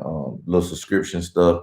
My Tube Buddy, it's on automatic subscription. I got a healthy food service that I just started using, and it's on subscription. So this junk come out on time. So when you got stuff like that coming out on time, that's boosting your score. You know what I mean? Now, like I was talking about earlier, if I'm helping somebody, build a credit score, like a paid service to help them, literally, I'm leveraging my credit to help a person, build their credit. You know what I mean? So in the credit world, you got old credit. That's huge. That's proof that I have 20 some years, of paying bills on time. 20 some years of being over 800 credit score. Like that's winning. And you can attach people to your credit score. I don't want to go down that road, but yeah, that's when you get into credit services and if this is a legit credit service and they actually have some old credit that they can attach you to and then still give you a plan to pay off your collections and dispute things that might need to be disputed that's not accurate, make deals. You owe 1,000, but if you call them and say I got 500, they'll close it out so fast. You know what I mean? Like all those things are possible. But if you don't know that, then a service can help you guide you down that path to getting your credit the way it need to be at, and then getting you to the point where you don't even need credit, where you making your money and you stacking, and you want to go buy a car that's 40,000, you save up 40, and you go buy it. You know what I mean? Like that's the next level. Like I never would have thought those things were possible, but once I saw that it was possible, I started following the plan, and now I'm living it. Let me see football highlight. I got to go. Hey, yeah, man. Enjoy your night, man. I'm gonna be shutting it down here soon, man. In a few minutes, as people get a little sleepy and all that stuff, man. Yeah, but yeah, Wavy. That was good though. That Credit Karma, man. What did Wavy just say? For real. Make sure you hit the like button and subscribe. Hey, yeah. Hey, football. On your way out, man. Make sure you hit the like button, and I think you already subscribed. I believe. If not, please subscribe to my YouTube channel. And if you are subscribed, make sure you hit the bell, because sometimes people forget to hit the bell so you can get the notification that I'm going live or that I'm dropping a new video, man. And I want all us to be able to look back to these videos that's going to stay on my page and be like, yo, man, I remember when E-Vapors had 100 subscribers, when he had 200. I remember he had 500, man. I came along, man, he just hit 1,000 when I talked to him, when I first started following, whatever. You know what I mean? And I believe that for all of us YouTubers that, that really have the time to grind and to put videos out there and to be able to look in the mirror and say, I need to be better right here. I need to talk a little faster over here. I'm talking too slow over there. Or I need to cut my, this is one thing I'm working on too. Cutting my videos down. Literally, I'm really not trying to go past about 12 minutes. But it's nothing wrong with having a 5-minute video either, where your 5-minute video was 1, 2, 3, 4, 5. And the person was like this the whole time. 1, 2, 3, 4, 5. And man, that click-through rate is going to be good because they watched the whole video. That watch time is going to be good because they watched the whole video, even though it's just 5 minutes. But YouTube is seeing that people are watching your whole video. They click it, they watch it, they click it, they watch it, they click it, they watch it. And you're going to be on the suggested page. And then more people are going to see it. And then you start looking at the trending topics. Because look, I don't know if y'all peep game. What I did on Super Bowl night, I'm watching the Super Bowl and I did a live. And I put in the title, Super Bowl live chat. Live Super Bowl live discussion, something like that. You know, of course, you got people coming in there because they typing in Super Bowl live, watch Super Bowl. You know, they're looking for somebody to rebroadcast, which is illegal on YouTube. People should know that you can't rebroadcast Super Bowls. I don't even know why you're on YouTube looking for the Super Bowl. But man, I had so many people stumble across me because they were searching for the Super Bowl. And once they came in, they was like, "Oh man, you showing the game?" I was like, "No, I'm not showing the game, man, but I'm here dropping game. You know, motivation, cause, money. Hey, stick around, man, for a minute or two. If you like it, cool, hang around, hit the like button, subscribe. If not, man, you can roll on up out of here." In the most respectful way, you can roll on up out of here if you don't like it, man. Why would you hang around if you don't like it? That's why when I be in organic comments and tall guy comments, and when I tell you folk be going in on them guys, man, and some of the stuff that they're saying is true, but there's an easy fix. You don't have to watch a channel that you don't like. You don't have to watch them. You understand what I'm saying? You can, it's not a TV, you can turn the dial. But that old cable box we had, it was a dial that went straight across and straight back. And you had to, it wasn't no remote. We were the remote. We had to get up and go to the dial and do it like that, or do like that right there. Then we had a little TV joint that had the UHF and the VHF knob, and then with the real rabbit ear antennas. So the top part had channels, and then the bottom part had channels too. And when that jump broke, you had to get a pair of vice grips, turn a little back piece, and leave the vice grips in there to turn the TV with the vice grips. I know y'all don't know nothing about that, man. Y'all young folk, y'all always had flat screens out of Walmart, you know, for $100. They selling flat screens now. You haven't got it. Oh, I didn't. You gotta have a certain number of oh yeah. How many? Is it 1,000 or 500 or something? I don't think it's 1,000 to go live. Man, I literally just started going live. Y'all can look and see, man. I think, was the Super Bowl my first live? It might have been. I just started going live, man, because to me, we're chatting, and you know, I get to be more myself. You know, just be the natural me. You ask me a question, you know, I can't hit pause and then come up with an articulate answer. I have to answer it on the spot. And just like when we were talking about the I-8, I had to make sure I answer it on the spot and give you a real answer, not no fluff. Because you can go on Car Gurus. I love Car Gurus, CARGURUS, cargurus.com. I love to go on there because a lot of car dealerships put their cars on Car Gurus. It's really their car, but it's just they're using Car Gurus because people go on Car Gurus to look for cars. So I love to go on there and to see what the average price is. And then what I find, I'm a car buying expert. Let me go ahead and pat myself on the back. Car sales are regional.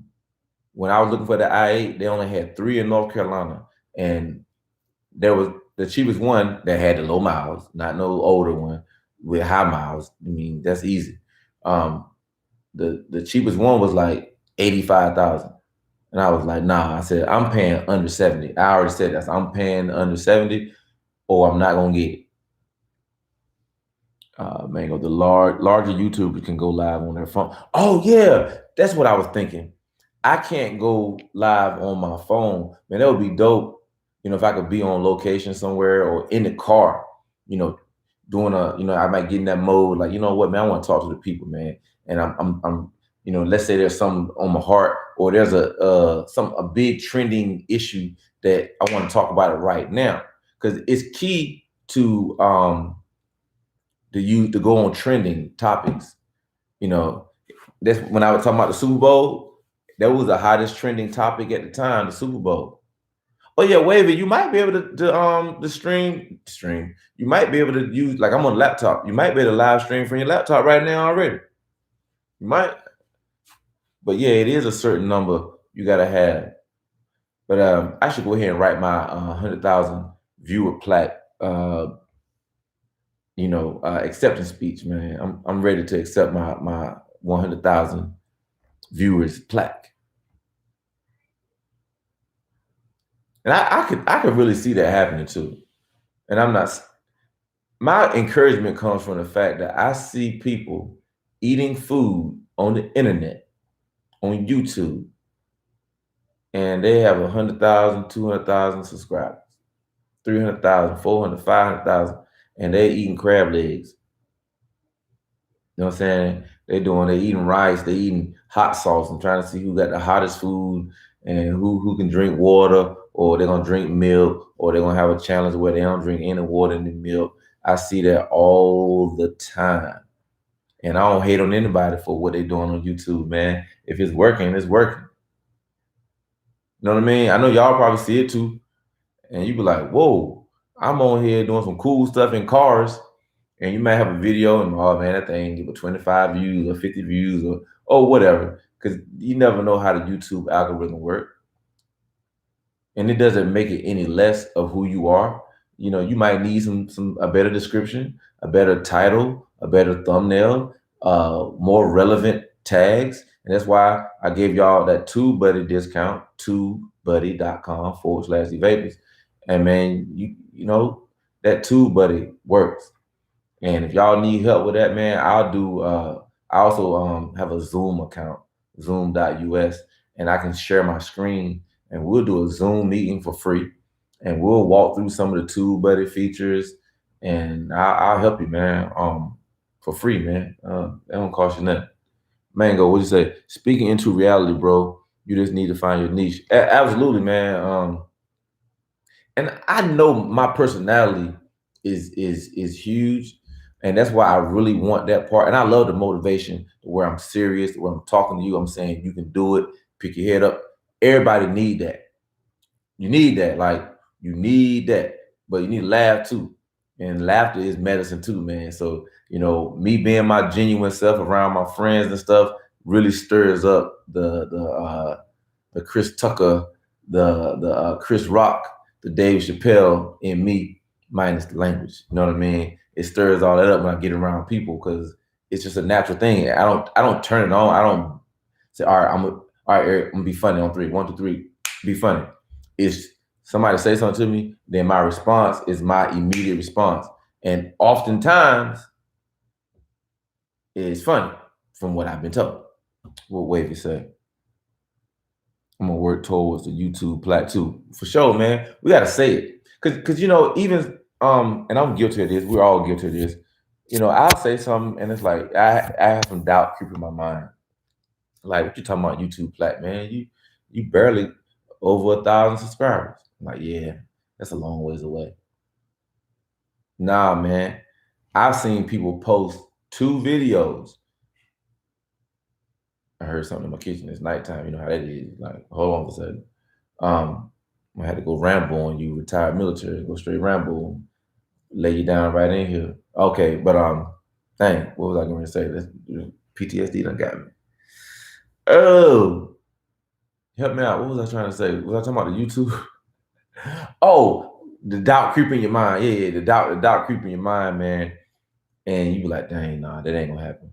But man, you gotta get that, you gotta snatch that doubt out real fast, bro. Like you gotta get on it fast. What they say, nip it. You gotta nip that thing in the bud, and you gotta start speaking things into existence. I'm going to be successful on YouTube. Now, as you're speaking it into existence, you know, there's already the list of things that work on YouTube, like we was kind of talking about earlier. You know, like great tags, titles, description, what you call it, thumbnails, and you know those things. That's right, Bree. No room for doubt, Bree. No room for doubt at all. So yeah, y'all, like we were saying about putting all those things together. Follow that plan. Follow that plan, man, and then be able to look at your content and say, "Oh man, I gotta do better right there." You know, man, it was boring.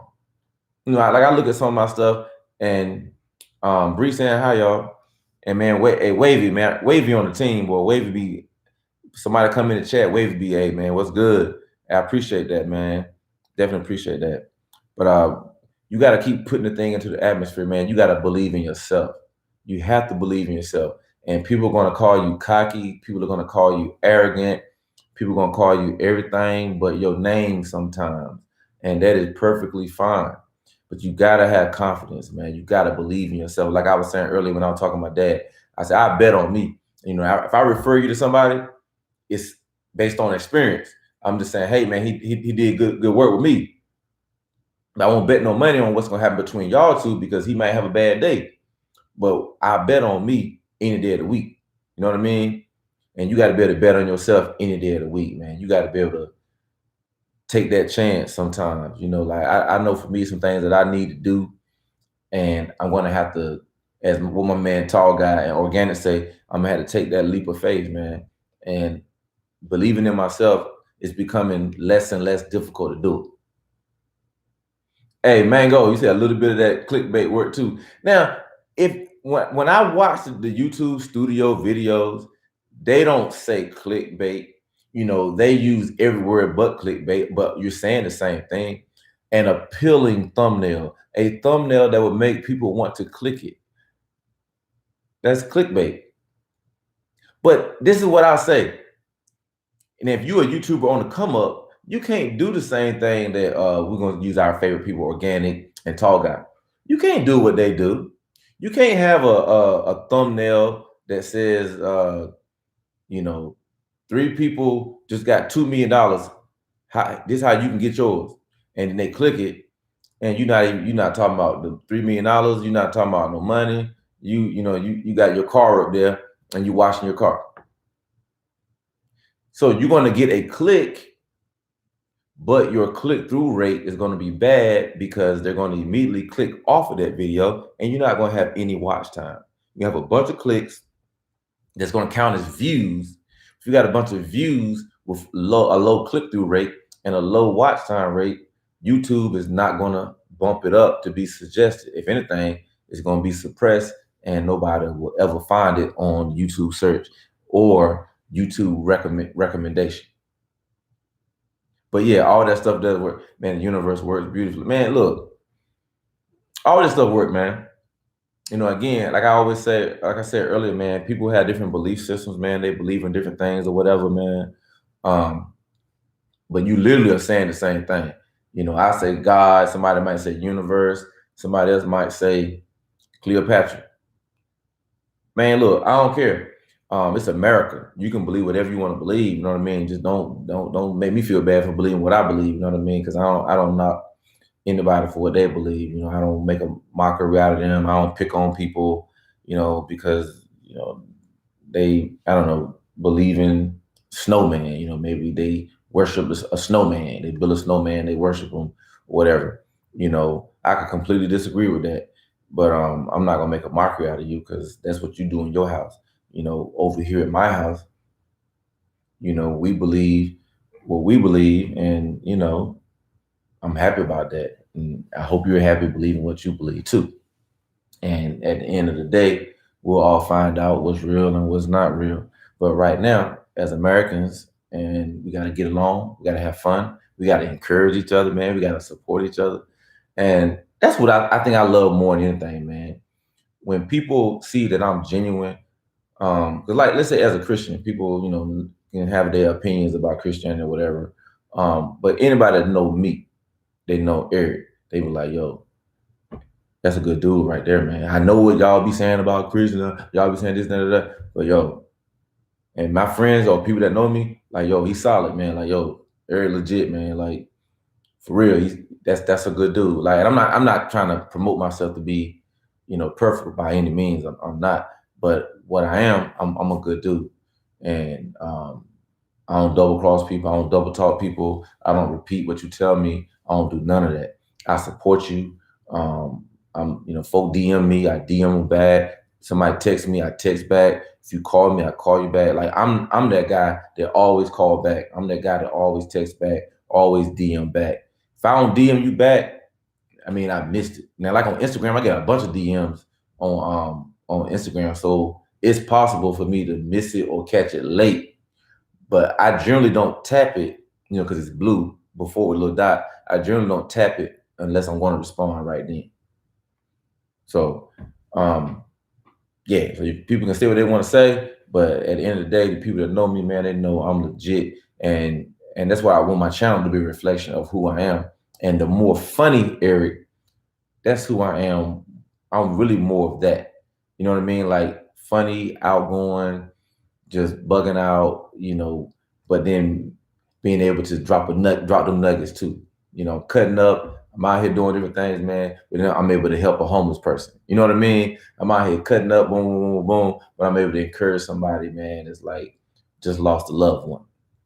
Boom, I'm out here cutting up, acting fool, or I'm able to be there for somebody that father wasn't there for them. You know what I mean? And I might be that father figure or that uncle figure for them. And I can recognize that in a lot of different situations. You know what I mean? But just by being solid across the board and treating everybody the same, people let you know, like, yo, I appreciate you, man. You know, and I get inboxes like that's the kind of stuff that make my day, man. When somebody inbox me, man, be like, yo, man, I love seeing pictures of you and your daughter, man. It made me think about, my dad, or I'm a dad, and my baby mama won't let me see the kids, but I'm encouraged because I'm gonna fight for them because I see how you are happy with your kids. I'm gonna fight for mine.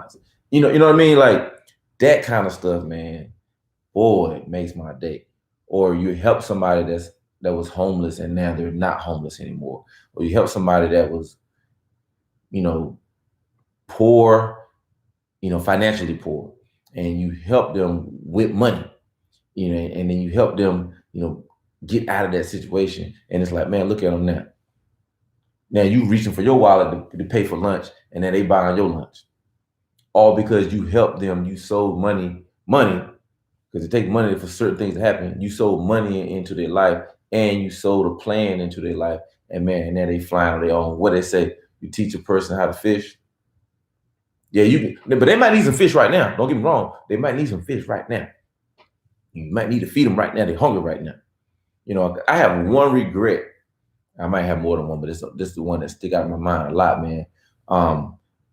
Let me say this the right way. I'm not an actor, but at one time I wanted to be an actor. So I had a friend of mine who is a producer, and he was shooting a pilot for like a film that he wrote, and he had like I think the most famous person in it was the dude named Miguel Nunez. What was he? He was Joanna Man. Y'all listen to a movie called Joanna Man, and he was in Life, and he was on Martin. He was Pretty Ricky on Martin, if you remember them old episodes. Anyway, so I was in a scene with him, and he shot me or whatever in the scene or whatever. So I only had one word in the line. But anyway, I used to want to be an actor and do all those different things, man. But I think a lot of that, confidence and stuff and not believing in yourself, affected a lot of them things from not happening. You know what I mean? So you let all those moments go, and you got to look at your life right now and say, you know what, man, I'm not letting these moments pass. I'm not letting doubt creep in. I'm not gonna continually say tomorrow, tomorrow, tomorrow. You got to say today, today, today, man, and you just got to do it, man. You just got to do it. I know we went from clickbait to the universe to you can do it to being an actor. I done went all the way around. That's why, I got good people in my life that, hey, don't forget about this right here. You was talking about this right. Oh, okay, yeah. As I was saying, because I'm a good old veteran, man, and then that veteran stuff sometimes be like, oh man, I forgot what I was saying. That does happen. So forgive me.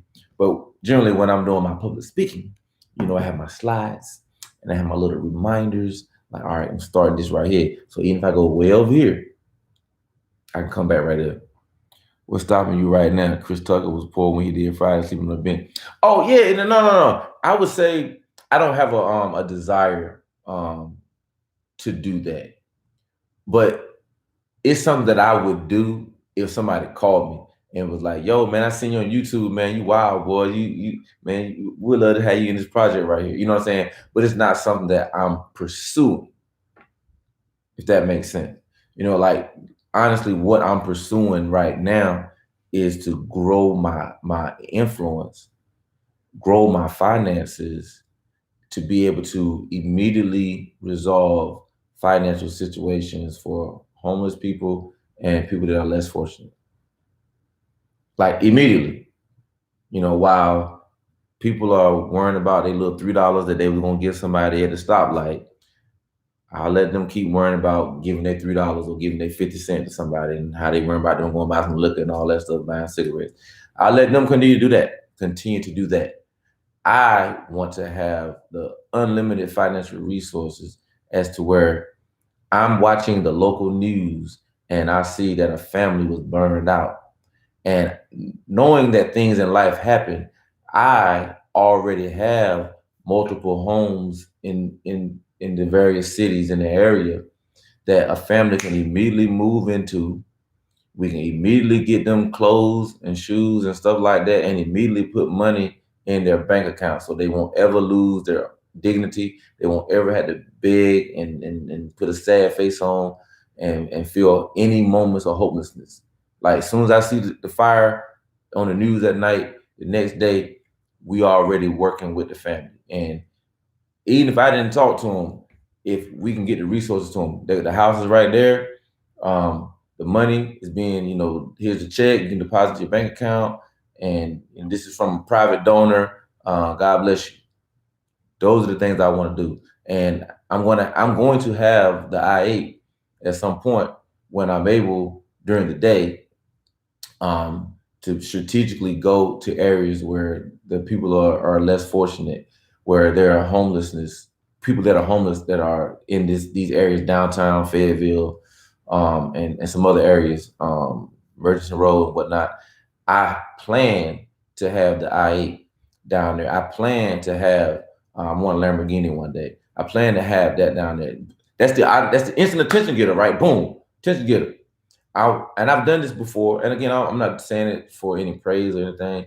I've been riding, and I feel like God telling me, "Hey, help them people over there." It was a young couple at a bus stop, so I see them at a bus stop. They had a stroller and everything, and you could tell by their clothes or whatever that they probably was in a tight spot.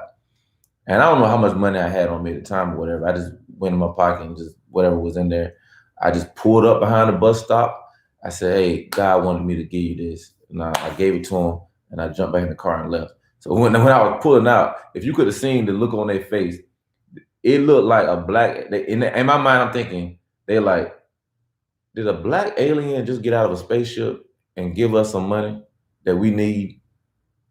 You know what I mean? That's the look they had in their face. Cause I had to wait for traffic to go by so I can still see them on my left as I'm trying to, get back onto the road. So they just had this dumbfounded look on their face, like what just happened? Because again, I didn't want any self praise, so I didn't want to stand there. Yeah, my name is Eric Stevenson. I live over here. Boom, boom. Yeah, this one of the things. I like just help people. No, I ain't want all that. I wanted to do what I felt like I was supposed to do and roll out. You know what I mean? But I want to be able to also do that type of giving on my YouTube channel. You know what I mean? Because when people see something, they inspire. And there's a lot of philanthropists on YouTube that they record video. They have a hidden camera somewhere. It's just one guy. He go to, I don't want to say the hood, but I'll say the hood. He go to the hood spots, and he'll the camera will be a long ways away, and his cameraman is like zoomed in from like a long way away. He got a wireless microphone on, so he be at the door, and they'll blur out the person's face or whatever, what I'm saying, for privacy. And unless the person, obviously after he tell them that it's a video, they'll release their face, and he'll say, "I'm looking to move into the area. I'm looking for an apartment. Da da da da." And if you don't mind me asking, how much is the rent around here? And a lot of times the people, they'll tell them, this is a $750 a month rent, whatever. Then he'll say, okay. And he go in his pocket, right on the spot. And he'll take out whatever amount they say, $750. And he'll say, okay, well, actually, ma'am, I just want to pay your rent for this month. So here's $750, man. God bless you. And I watch some videos, man. You better have your better have that with you when you watch some videos, right? So it was several people. It was one dude that answered the door, and he told him how much rent was in the area. He was very helpful. He was like, "Man, yeah, they got some apartments for rent around here." And when he told him he was giving him money, he was like, "I was just praying with my wife, and I told her I don't know how we're gonna make rent this month." Like he said, he was like literally was just in the house, I guess before the doorbell rang, praying, trying to figure out how he's gonna get the money to pay the rent. Like they was on their bottom, and they had been helping other people. And for this guy to come to the door was like an angel coming to the door giving them rent money. So it's like, yo, those type of videos and real life situations like that where we've been helped as a kid and coming up inspired me. You know what I mean? So it's like, yo, I want to do the same thing in a respectful manner to show and inspire people. So I want somebody sitting at home to be like, yo, I'm gonna go give. Yo, I'm gonna go to Walmart and pay for, you know, some people that's in line behind me. Yo, I'm gonna go out to the school that's in the hood and go in the lunchroom and pay up everybody lunch ticket. You know what I mean? Like be strategic. I'm gonna go to the school that's over in the hood and donate, you know, 50 pairs of shoes, you know, vouchers. You go 50 vouchers, they can go buy a pair of shoes. You know, I'm gonna buy the whole class a pair of shoes. You know, I'm gonna adopt a class. And then you inspire somebody else to adopt a class. So let's say it's 10 classes and everybody adopted the class, and we can buy everybody a pair of shoes to start school out with, and do it in a respectful manner, all in one, inspiring people and doing it in an expected manner, and not making a spectacle of people and putting yourself up on a pedestal while you're making a spectacle of people. But you're helping people and you're inspiring people by sharing snippets of you doing great things. Because I feel like if people can twerk on the internet, you know, why can't I give? Right? And I'm not saying don't twerk. I'm just saying if it's okay to get 1 million views twerking, why is it not okay for people to give to the less fortunate to inspire other people? Because people always like crucify people. Man, you ain't gotta show that. You ain't gotta show that. But you don't tell her that. You tell me you ain't gotta show that. You ain't gotta show that, you vapors. But you don't tell her that. You don't. You don't tell her that. No, you don't. You say show that. And it's America. Do what you do. But if I want to inspire people to give, because it's people right now, and I'm not talking about me, you don't have to be a millionaire to give. I'm talking about the regular person like me that works and can go give somebody $10, $50, or $100. Right now, you can go give somebody $10. You can go to Waffle House, and you know, them two people over there eating, their ticket ain't no more than $20. You already know. I don't care what's on the menu at Waffle House. $25. Man, I ain't be there. Probably gonna be $13, $14 between the two of them. Why can't you pay for it? You can. You can. Of course you can. And you know how you can see people, and sometimes they might have on. Man, you just know sometimes when people are less fortunate. I was in Waffle House one time. I'll give you this story, and I'll get ready to let y'all go, man. I was in Waffle House, and I seen a dude come in. You could tell he was either homeless or close to it.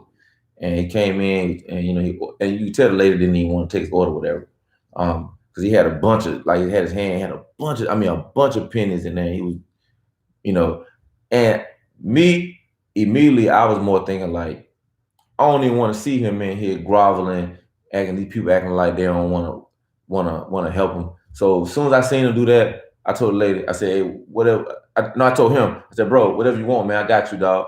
I said, I got him. And put that back in your pocket. Like, man, I don't want to see nobody begging. You know what I mean? I don't want to see nobody being mistreated because he hungry and just trying to get something to eat. You know what I'm saying? Like, I mean, shoot, everybody got to eat. You know what I mean?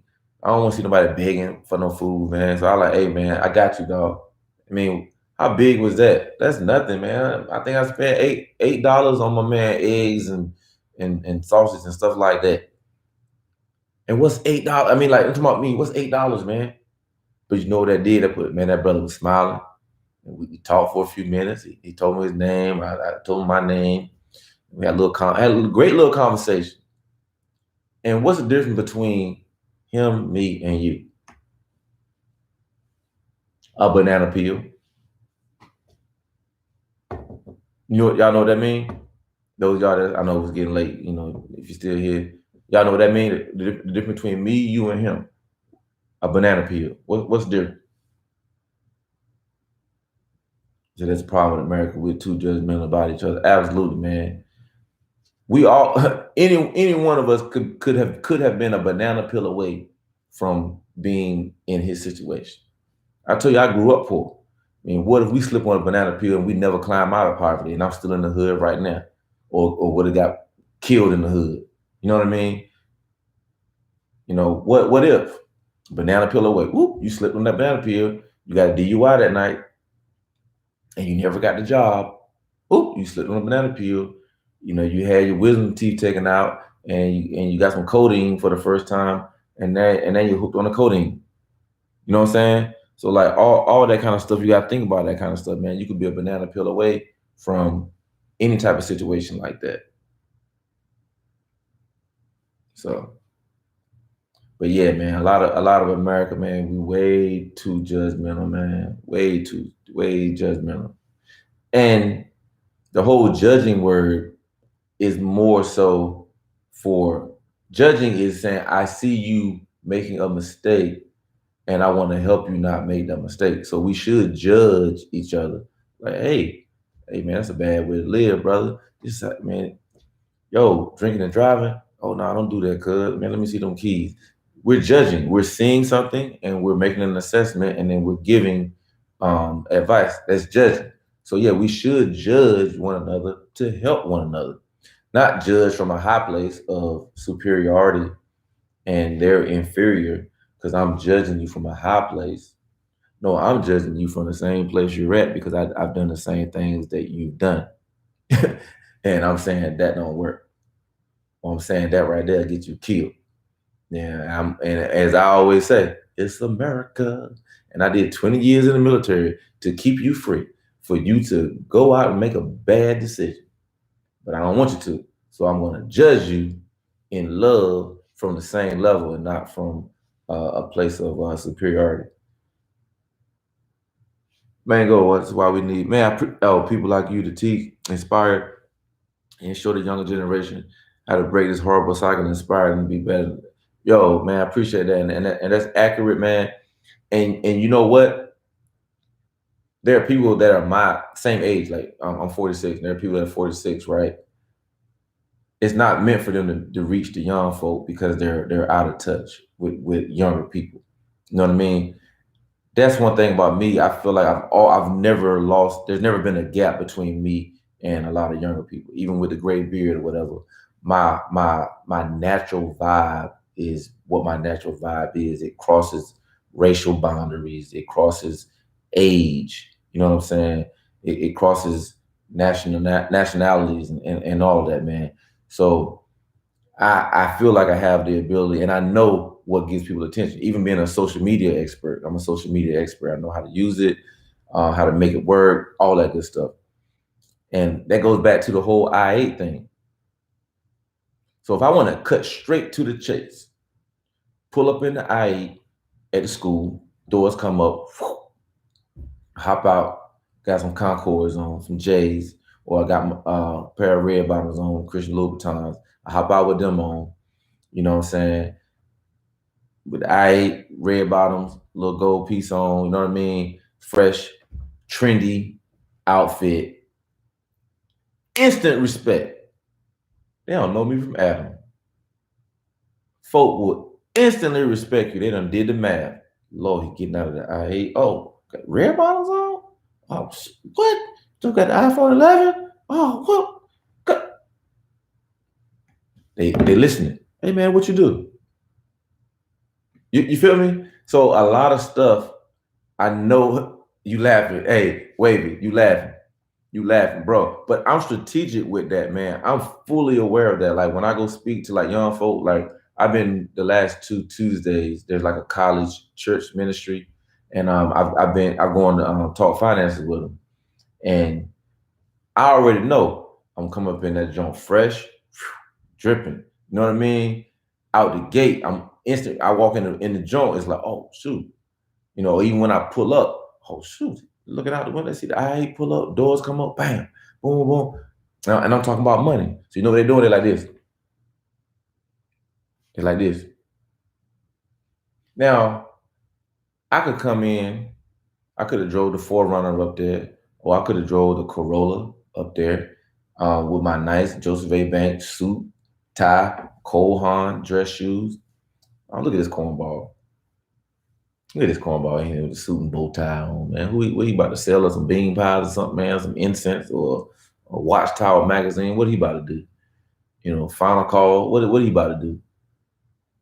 And they sitting there not listening. You know what I mean? Because I'm in suit and tie and I'm, you know, speaking a certain kind of way using professional business language.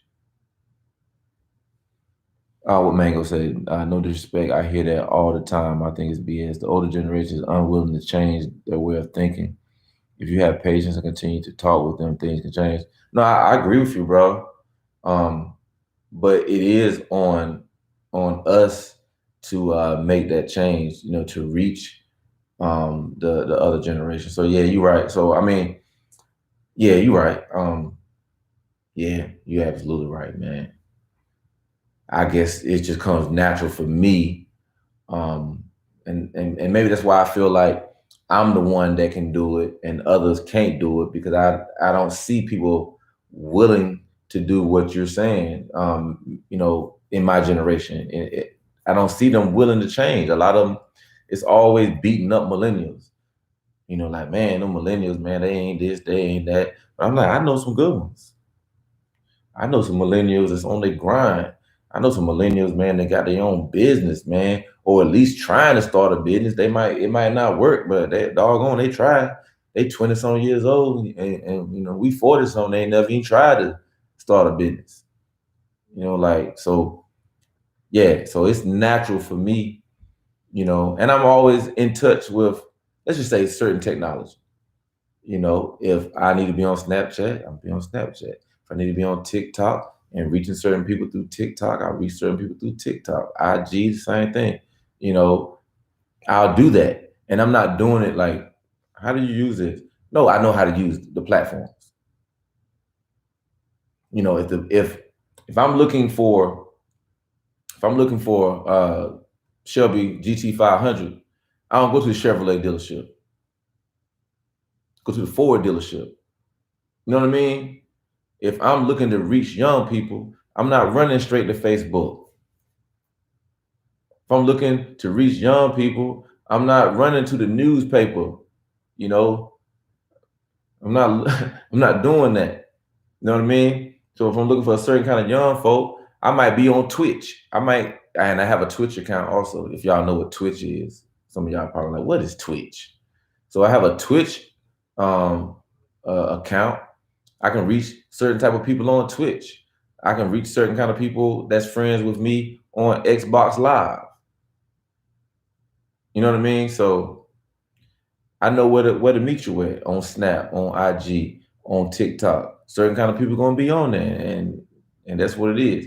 And it's funny when I talk to young folk because on second Sundays I teach the Kids Zone ministry, and we got a mix of kindergarten, probably to about I think about fourth grade or fifth grade, something like that. So it's a big segment of young folk in this big room, in the classroom and stuff like that. So they always laugh when I say something like, "Man, I need y'all got to check me out on TikTok." You got a TikTok? And then for the rest of the day, they're engaged, they're listening. You got a YouTube channel? What? You on Snap? Yeah, man, I'm on Snap, man. Hey, check me out. Follow me. You feel me? And it's just like the ice is broken. Now they're listening to the lesson plan that I'm teaching. But before that, they were like, man, here go somebody dad in here, you know what I'm saying? So yeah, we said Mango Facts. You have millennials on YouTube, yeah, like DDG that are making millions at 23 Facts. We can learn a thing. Man, look, y'all, I know y'all heard of the dude. I think I mentioned him. He was Mr. Beast. He's from Charlotte, young cat from Charlotte. He's been on YouTube since he was 13 years old. And I think he's early 20s right now. But he's one of the biggest YouTubers out. And he knows how to master that algorithm, and he gets millions of views on all his videos. So that's what I call being open-minded. about being mature. Yeah, learning new, yeah, man, you gotta be willing to learn at no matter what your age. You got to be willing to learn, man. You got to be willing to say, you know what, I was wrong. You know what I'm saying? Like, it's been plenty of things that I was like, oh man, that's crazy. And then a couple months go by, and I'm like, all right, well, man, at least check it out. And they're like, you know what, that makes sense.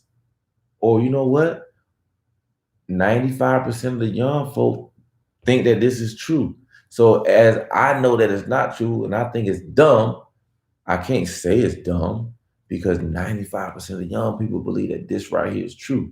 And Eric, if you think back, there were things you thought when you was young, 17, 16, 15, that you thought was law and you was completely wrong. And you should be glad that people didn't beat you up. They guided you. They didn't beat you up. They guided you until you saw the light, saw the truth for yourself. So, man, all good stuff tonight, man. All good stuff tonight, man. But I'm gonna wrap it up, man. I know Mango, you in San Diego, so you got 3 hours on us, man. Us East Coast folk, you know, but maybe the East Coast young folk, they might still be out there. But I appreciate all y'all coming in, man, hitting the like button and just engaging in conversation. That's what I really want to do. Started out with the whole YouTuber discussion, growing, talking about that kind of stuff, man. We talked about money, talked about credit. We just talked about turning into Deion Sanders and stunting on people or showing them the love, you know. Oh, it's 10:41. Hold on, what time is it here? Oh, it's 1:42. Oh no. Hey Mango, thank you, man. And you know what? It's almost like I'm gonna say this not go. Mango, man, it's like you become friends with somebody and you watch their videos, but now like this is a discussion. So hopefully y'all have kind of gotten to know me a little better as a person. I kind of gave y'all a little snapshot of who I am, as a person and the things that I want to do in life. And it's really about other people, man. But it's make no mistake about it, man. We got to get to this money because when you got money, you can control the politics of your area, the sheriff, who's going to be your sheriff, who's going to be your mayor, because we should be the big donors. We should be the big donors locally, holding $1,000 plate dinners at our house. That's what we should be doing. So if somebody running for president, we can hold a private party at our house, and everybody that comes in has to pay $1,000 to that presidential campaign. Yeah, man, I learned about that kind of stuff, man, in local politics. So we got to get our money up so we can be the ones to go and fix the kids' school classrooms. And I'll be posting more of those links. I posted some of those links in some earlier videos of some schools that I gave to, and there's a link to where you can give money and like you can buy like chairs and buy different things for these schools that are under the poverty line. So I'm gonna do more sharing of those things, but we got to get our money up so we can change the community. We don't have to wait, as my pastor would say. We don't have to sell fish dinners and chicken plates to raise money.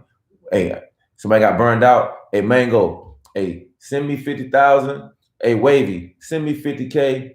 Hey, whoever else is in here, hey, send me 50K, and we're gonna put 400,000. Everybody gonna put 50 in, and we're gonna build 4 $100,000 houses.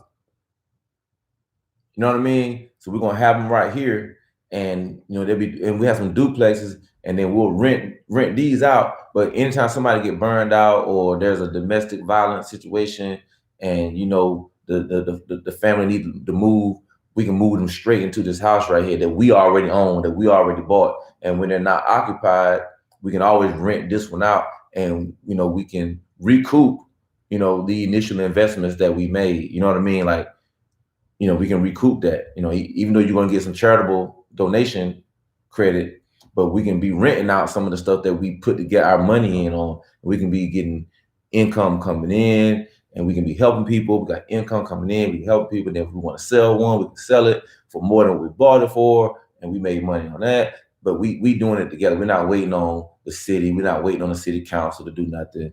We just going to do it ourselves. That's my plan, and it's going to happen. Because we put it in the atmosphere tonight, man, or this morning. All right, fellas, man. Love y'all, man. Y'all been a blessing, man. Hopefully I can put another video out this weekend or whatever, if the weather and family situation cooperates, man. It'd be vlog style, man. Whatever I'm doing tomorrow and Sunday, vlog style. Put it together, man. Chop it up and have it ready to go Sunday night at the earliest. All right, man. Love y'all, man. Peace, Mr. Random. Boy, Mr. Random, man. I've been in here for 3 hours and 34 minutes. Hey, Mr. Random, pop in here.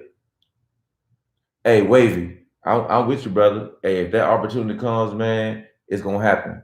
Hey, Mr. Random just popped in here late than I'm but Mr. Random, I appreciate you, man. We've been in here 3 hours and 34 minutes, man. We done broke bread. We done learned about each other, man. We done put positive energy into the atmosphere, man. We just been in here, man, just vibing. And I brought up Random. I brought up how I met you through organic comments. And I met Wavy through organic comments. And I believe I met Mango 392 the same way, I believe. But yeah. Hey, Mr. Random, hit that like button, brother. Hey, Mr. Random, hey, Wavy. Yo, we already working together, Wavy. Let me go and say it, man. I don't know what capacity. I know you in a whole nother state. I'm in another state, man, but we working together. We got to do some stuff together, man. You on the squad for real, man.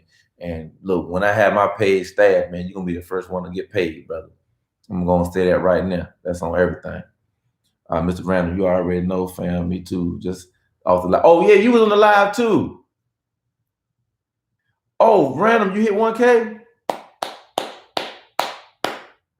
Random, Mr. Random, Uncle Neffy, them done hit 1,000 subscribers. But guess what, Mr. Random? You got more work to do. You got more work to do. All right, Wavy, for sure, Wavy. Hey, it's on, man. And matter of fact, Wavy, send me your on IG. Send me your address. I need to send you something, and send me what size T-shirt you wear. I need to send you. Got to send you a little exclusive jump. You know what I mean? Got to send you a little exclusive jump. Oh, Random. Oh, you didn't hit 1K. I'm saying you. Well, okay. Well, we're gonna put in the atmosphere, Random. We all hitting 1K, but the 1K is like, I'm gonna say, a false barrier, because the 1K just means you can be monetized. We need 100,000 subscribers because we need folk watching ads, and we need that watch time, that click-through rate. So we're all believing together that we're gonna go to over 100,000 subscribers so we can get that great ad revenue from all those people watching ads. That's where I'm going, man. Over 100,000, 200,000, 300,000. You know what I mean? Like, to where, yo, that ad revenue is dope, and you have a great following to where you can present them, merchandise that you have, and that can become another stream of revenue while they're representing your brand. You know what I mean? Like, yeah, that's what I'm believing, man, for all of us, man. And not no junk either. Like I was saying earlier, Mr. Randall, like my hoodies and stuff, I think the hoodies are like 50, the t-shirts are like 40, but I chose the high quality tri-blend t-shirts. You know what I mean? And I think I'm paying like $25, $27 for the t-shirt itself. So you can't sell a $27 t-shirt with $27, right? And then I have to pay the third-party company, and I have to pay eBay, and I have to pay state and federal taxes. So, I mean, I'm close to breaking even, or just a few dollars over when I sell an item, but I don't want junk. I want to have a quality item, a nice thick hoodie, and a nice tri-blend soft t-shirt, and a quality backpack. Very high quality backpack, water resistant, all that stuff, with a nice laptop pockets and even extra pockets on the back, little zips and all that stuff, man. So, it's not quote unquote cheap, $10 t-shirts and all that stuff, man. But y'all know, you set your price for your business, man. If you set a $100 t-shirt, I'm gonna believe you sell them $100 t-shirts, because you said this is an exclusive $100 Wavy Wednesday Pomade 360 Wave t-shirt, and they're $100 each. And when you see somebody with one on, you know they paid $100 for that t-shirt. It's an exclusive joint. That's Wavy Wednesday t-shirt, man. Well, that's Mango 392 t-shirt. They cost $75. What? Yeah, man. Yo, it's exclusive junk. $75. You got one on, you pay $75. You all know how people like status stuff. We all do. Gucci, Ferragamo, Balenciaga, Christian Louis Vuitton. You know what I'm saying? Ferragamo, all of that. We love that stuff. Why can't we, good old Americans, brown, black, whatever, why can't I have a $100 t-shirt? Why not? Why can't I have a $100 t-shirt? Why can't you have a $100 t-shirt? Why can't you have a $1,000 hoodie? Why can't you have a $300 hat? Oh, the trippy, you like the trippy hoodie? Yeah, for sure, man. Yeah. And like I said, I got a dope artist, man, young brother, man. I've been knowing him since he was like 10 years old, man. He's a dope artist. And I pay him. You know what I mean? So it's like ain't no games, man. It's like, and this is what I do know. I'm gonna have some more stuff on there for exclusivity, that does cost a lot more. Because I want to find some really dope, just some dope materials, you know what I mean? And then put our hand-drawn logo on them. This is little E-Vapors right here. And y'all, if you've been on my IG, you've seen the Lakers. I got the 24 on there, and I got the 8 on there. The shout out the Kobe Salute tees and Kobe Salute hoodies. Basically the same, but it's got the little Kobe joint and the Kobe Laker colors and stuff like that, man. So we got them on the site, and they won't let me put the YouTube thing on them because of copyright. You can't reproduce. I see people with t-shirts all the time with the YouTube logo and all that stuff on them, man. I didn't argue with them. Those people probably are getting them printed, locally or whatever. But I go through a big national company to do my stuff. And they were like, oh, you got to get this paper fill out from YouTube to use the YouTube logo. And I was like, hey, don't even worry about that. I called my artist, and I said, and at this time Kobe had just passed. So I said, yo, yeah, the Kobe ones, they out, man. If you go to my Instagram, they in my story. It should be a link in there. Or if you DM me, it's on my eBay store. But send me your address though, because I was already gonna send you something. I appreciate the great work you're doing with the chat and all that stuff, man. For real. So yeah, Wavy, send me your address and all of that, man. I was already in your t-shirt size. Hey, Mr. Random, 2020, yo. I know how people every year be like 2019, 2018, 2017, man, 2016, we go. Nah, 2020, man, we getting it. And it's February right now. You know what I mean? We might have took some losses in January. I know I took some. I took a big loss with Kobe, you know what I mean, on a personal note, you know what I mean? But February, we here. March is on the way.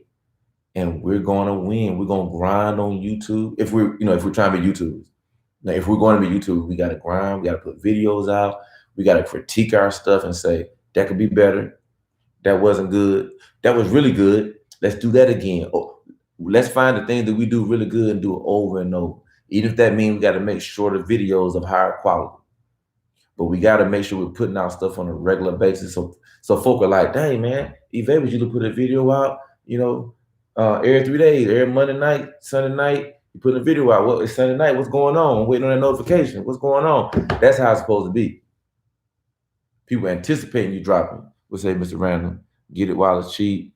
Ain't gonna be better. Oh yeah, ain't gonna be another 2020. And it's still right. This is the only 2020 you're gonna get, bruh. And it's still early. It's February up in this joint. You know what I mean? Barely February. We in the middle of that joint. Just got over Valentine's Day and all that stuff.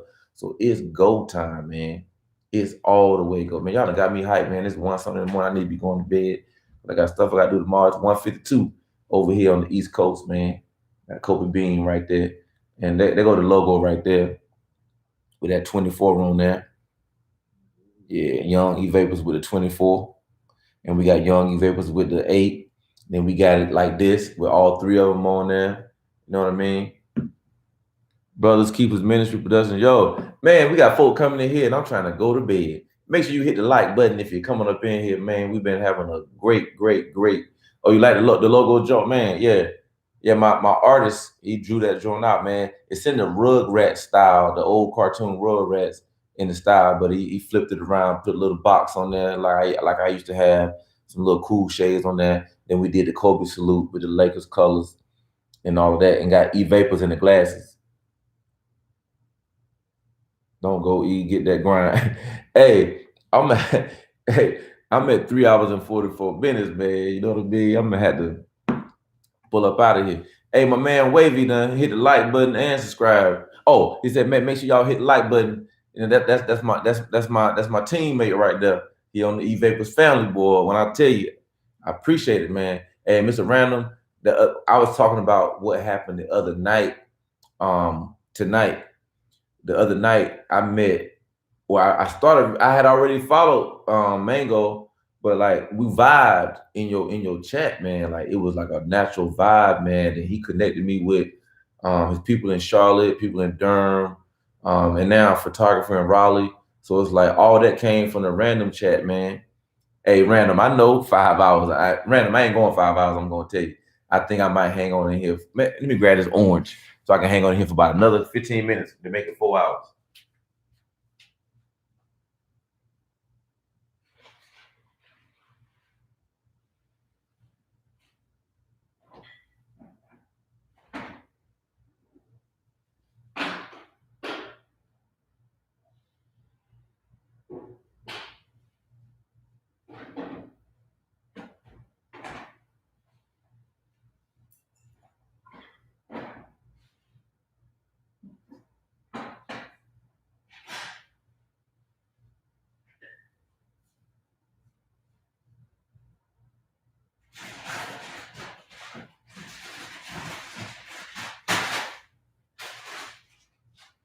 All right, y'all. Y'all hear me fumbling around with all these snacks and stuff, man. Forgive me. I said I had to have me a little snack piece right quick, man. Mr. Randall Evaper said he about to roll. Nah, I'm gonna hang on in here. I'm gonna hang on in here for the 4 hour mark. And I got 14 minutes, man. I'm gonna have me a little snack, man. But we brought up the fact that, man, I vibe with so many folk, man. Was that last night or the other night? 2 nights ago? Man, we got connected, man, on that call, man. It just I was saying I was from North Carolina, and he was like, "Oh, boom, boom, I'm from Carolina. Got people right here," and people don't have to do that. I say I strategic when I'm on big YouTubers pages, and this is something that I learned from the YouTube folk.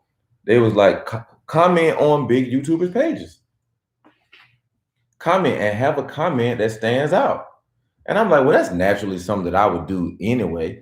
But you know, when I read it, I'm like, well, I need to do it more often and be strategic in my comments. And I've had people say that they saw my comment and you know ended up coming to my page, and you know we cool right now, like my man Wavy. Yeah, get this little late night snack, man, on the hotline. Pretty Ricky up in here on the hotline. I'm trying to do good. Got the bake lays going halfway good. When all these snacks is out the house, man, we doing straight natural stuff, man. I got me a nice company that I'm that I'm buying natural stuff from.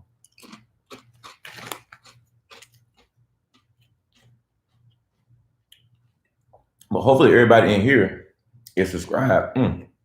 Subscribe to each other.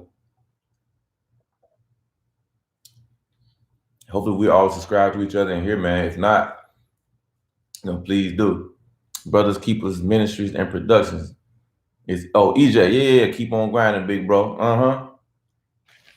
We gonna grind, baby. That's all we know to do. And I've been doing that, man, from day one, man. And sometimes you just in the grind, you'll figure it out. But you gotta get in there. Hey, Mango, have a good night, man. I'm gonna rock for about 12 more minutes. I'm gonna be out too, brother. Good night. Mr. Random, boy, you a marathon. You a marathon.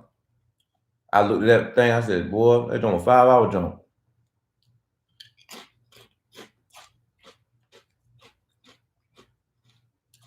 There you go, Random. Took care of my man Wavy.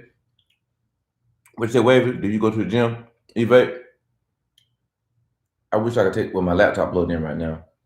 I got stuff in the gym. I got a garage with stuff in there where I can work out in my garage. But I was making excuses this past year about working out, different back pains and different things like that. And I said, no more excuses, baby.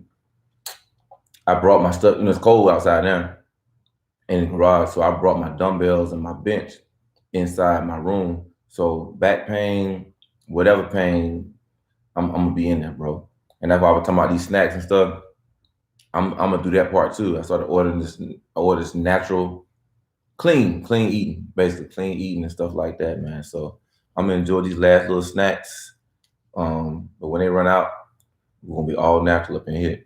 And I'm gonna do it. Look, you ain't gotta do your little cheat meal. I'll save that for Sunday at church. I gotta have that. I got a good metabolism once I start working. I'm slim and trim now. I just gotta bulk up. So I'm gonna take my protein, you know what I'm saying? Get my protein 3 times a day and work out. I get my bulk back, man. But it's going down. No more excuses. Did you have the backpack? Yeah, I did. That's where I got it from.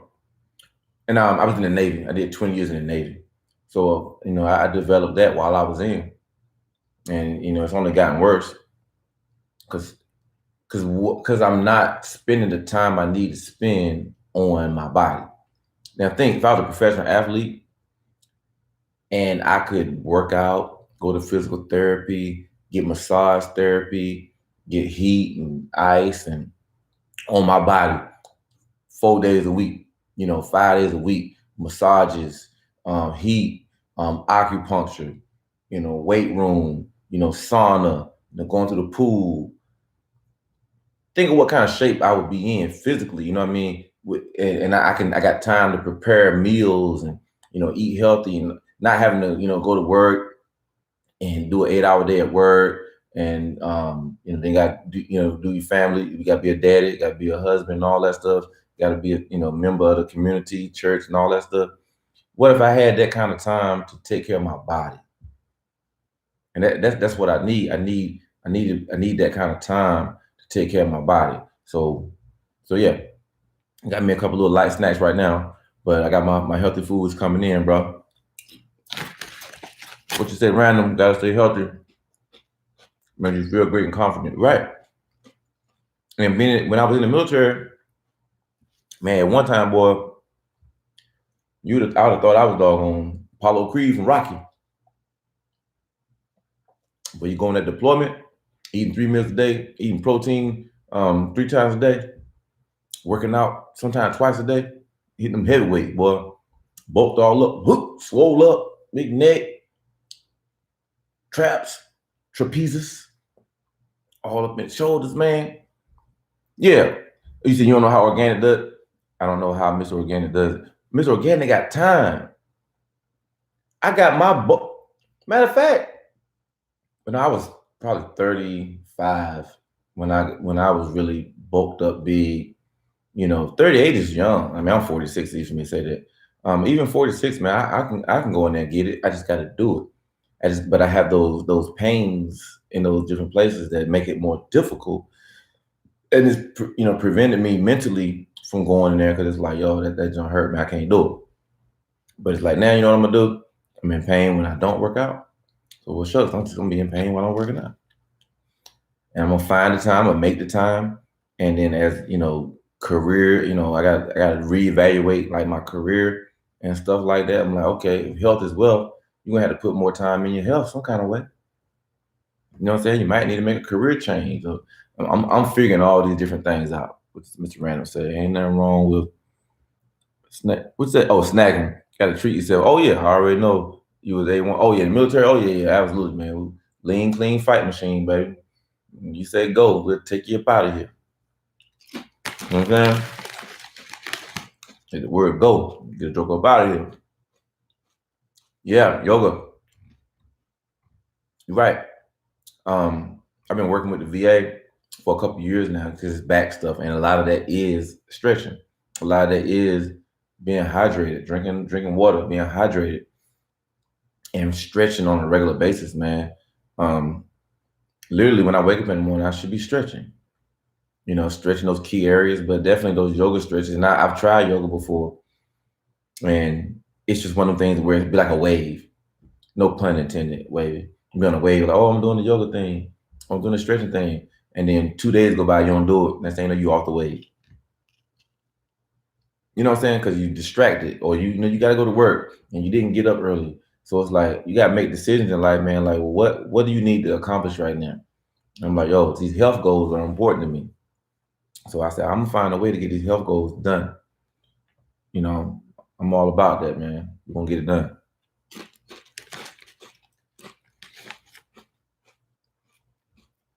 We at 3:54, 3 hours and 54 minutes. 3 hours. We on it. I ain't gonna break random record 5 hours.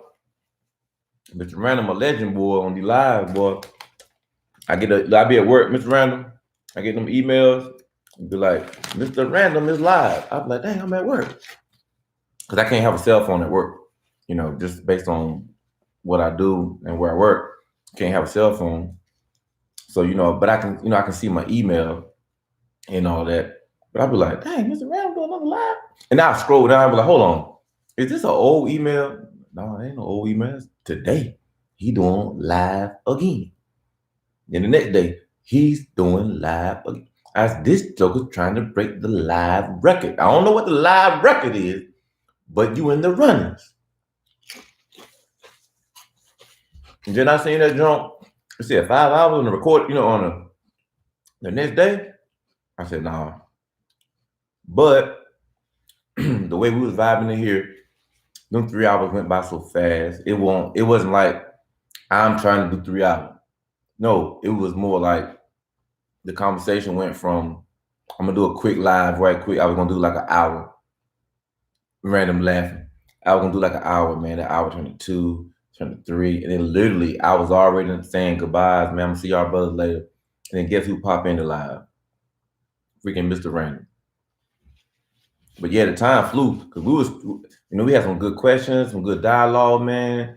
We talked about just about everything, man, and all good stuff. Even a lot of times, stuff that I'm talking about that I know, it'll be a reminder. Just like you just talking about yoga just now. Like, you know what? Yeah, stretching, that is a key. I'm like, you can go stretch. And I also have do your job. No, you're a YouTuber. Oh, yeah. Oh, do my job now? Yeah. Yeah. A couple people know. Yeah, they know. Because my first video was when I gave my mom a car, and it was on television, and I shared it with them. But I think they've probably looked at it once and look at it like, you know, like that, like that kind of stuff. So I thought I was gonna miss it, but I called it like at 10 something. Oh, yeah. Yeah, they know I'm a YouTuber. But I think they just look at it like, oh, he posted a video on YouTube. Because they don't make I don't see them on there. Unless they ghost following, you know. But again, my channel is all positive, man. Ain't nothing I'm doing on there that I would be like, oh, I'm getting in trouble for my job. Like, they don't run me. I do my job and I go home. I'm not bringing any discredit on the government with my YouTube channel. If anything, I'm showing the power of resiliency, because being a disabled veteran, dealing with physical and mental pain, you know, I find a way each day to drag myself on in there. Even though I don't feel like going in there, but I do. In pain, I still go. Mr. Random, his job, I don't know he's doing YouTube. You ain't doing that wrong. You doing a thing wrong. You ain't doing a thing wrong. They ain't gotta know. And it would be one thing like if you or any of us was doing something like anti-government, hate group, you know what I'm saying, like that kind of stuff. And then your job be like, oh no, You can't do that because you're misrepresenting them because you work for them. I think that's what some people are scared of. Yeah. I think you only should be upset or scared is if you're doing something hate. The stuff that we do, funny stuff, joking around, working on cars, motivation, hair, all that kind of stuff, man. It ain't bothering nobody. It ain't bring no discredit on nobody. Not a lot of us can do that. You bless us. Hey, man, thank you, brother. Yeah, a lot of people quit, man. Like, my back hurt right now, but it's just like, man, I'm not gonna fold up, man. I'm gonna keep running, keep gunning. What I'm gonna do? I'm not built like that to quit. Now, quitting adjustments is not quitting. I'm gonna definitely make some adjustments, and I know I need to get back into chiropractic regularly. So I'm gonna have to leave work early or come in a little bit later to go to the chiropractic, a couple of times a week so that I can feel better. I know I'm gonna have to meet with the acupuncture specialist, on their schedule every 2 weeks. So if I gotta leave work early or come in a little late, so if that brings me some heat, like, oh man, you missing work, because I gotta be healthy. I have a 10-month-old that crawls on the floor. I have a 5-year-old, a 6-year-old that want to ride your back like you're a pony. You know what I'm saying? So I need to be in optimal shape, for my family, and I'm not in optimal shape right now. What Randall said, we all good. We need to start believing, in themselves. It's easy, yeah.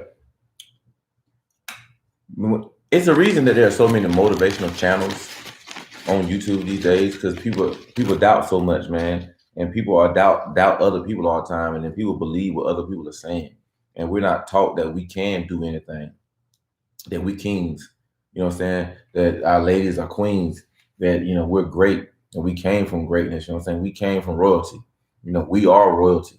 So when you know your royalty and you know that you're a king and you know that you're a queen, man, you walk different, you talk different, and you have different expectations on yourself and on your family. But you say random got one. I have one. Oh, I have a 1-year-old and a 4-year-old. Go ahead, random. Yeah, I got a 10-month-old and a 6-year-old, bro. So when we out here doing stuff, it ain't just for us. Yeah, we have fun on YouTube and different things like that, but the goals are always to make money.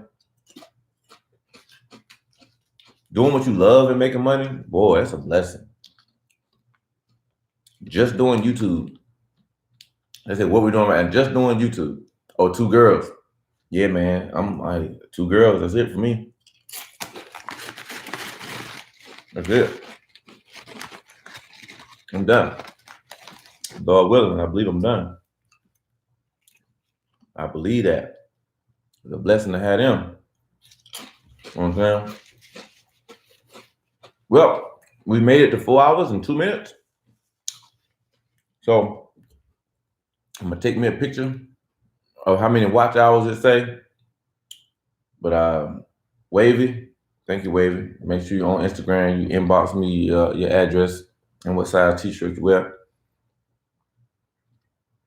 Hey, Mr. Random, when I tell you this YouTube been an outlet, man, and it's put a lot of smiles on my faces, man. I had a lot of laughs, a lot of joy, and all that, man, for YouTube, meeting people like y'all, Wavy, Random, all y'all, man. Hey, we did make it, Wavy. We made it. Salute. Big time, man. So, family, E-Vapors family, I appreciate y'all, man. We got more days and mornings to come, man. We're going to get it done. We're going to get these watch hours. We're going to get these views. We're going to get the click-through rate. We're going to get the watch time. We're going to get the subscribers organically as it grows, as we continue to share, the links. Hey, man, come check out my man. You better come check out. We just organically sharing each other's links. And, if we live by each other, we can be on each other. We can come do a video together and different things, or even send a video clip. I got ideas like that, man, to where, we can be on like FaceTime and record that junk and then share a clip of the video. It's my boy, Mr. Random, boom, boom, and show a little clip of him, and we cross promote on each other's pages, man. So that's all I got, man. Good night. Y'all be blessed. Love y'all.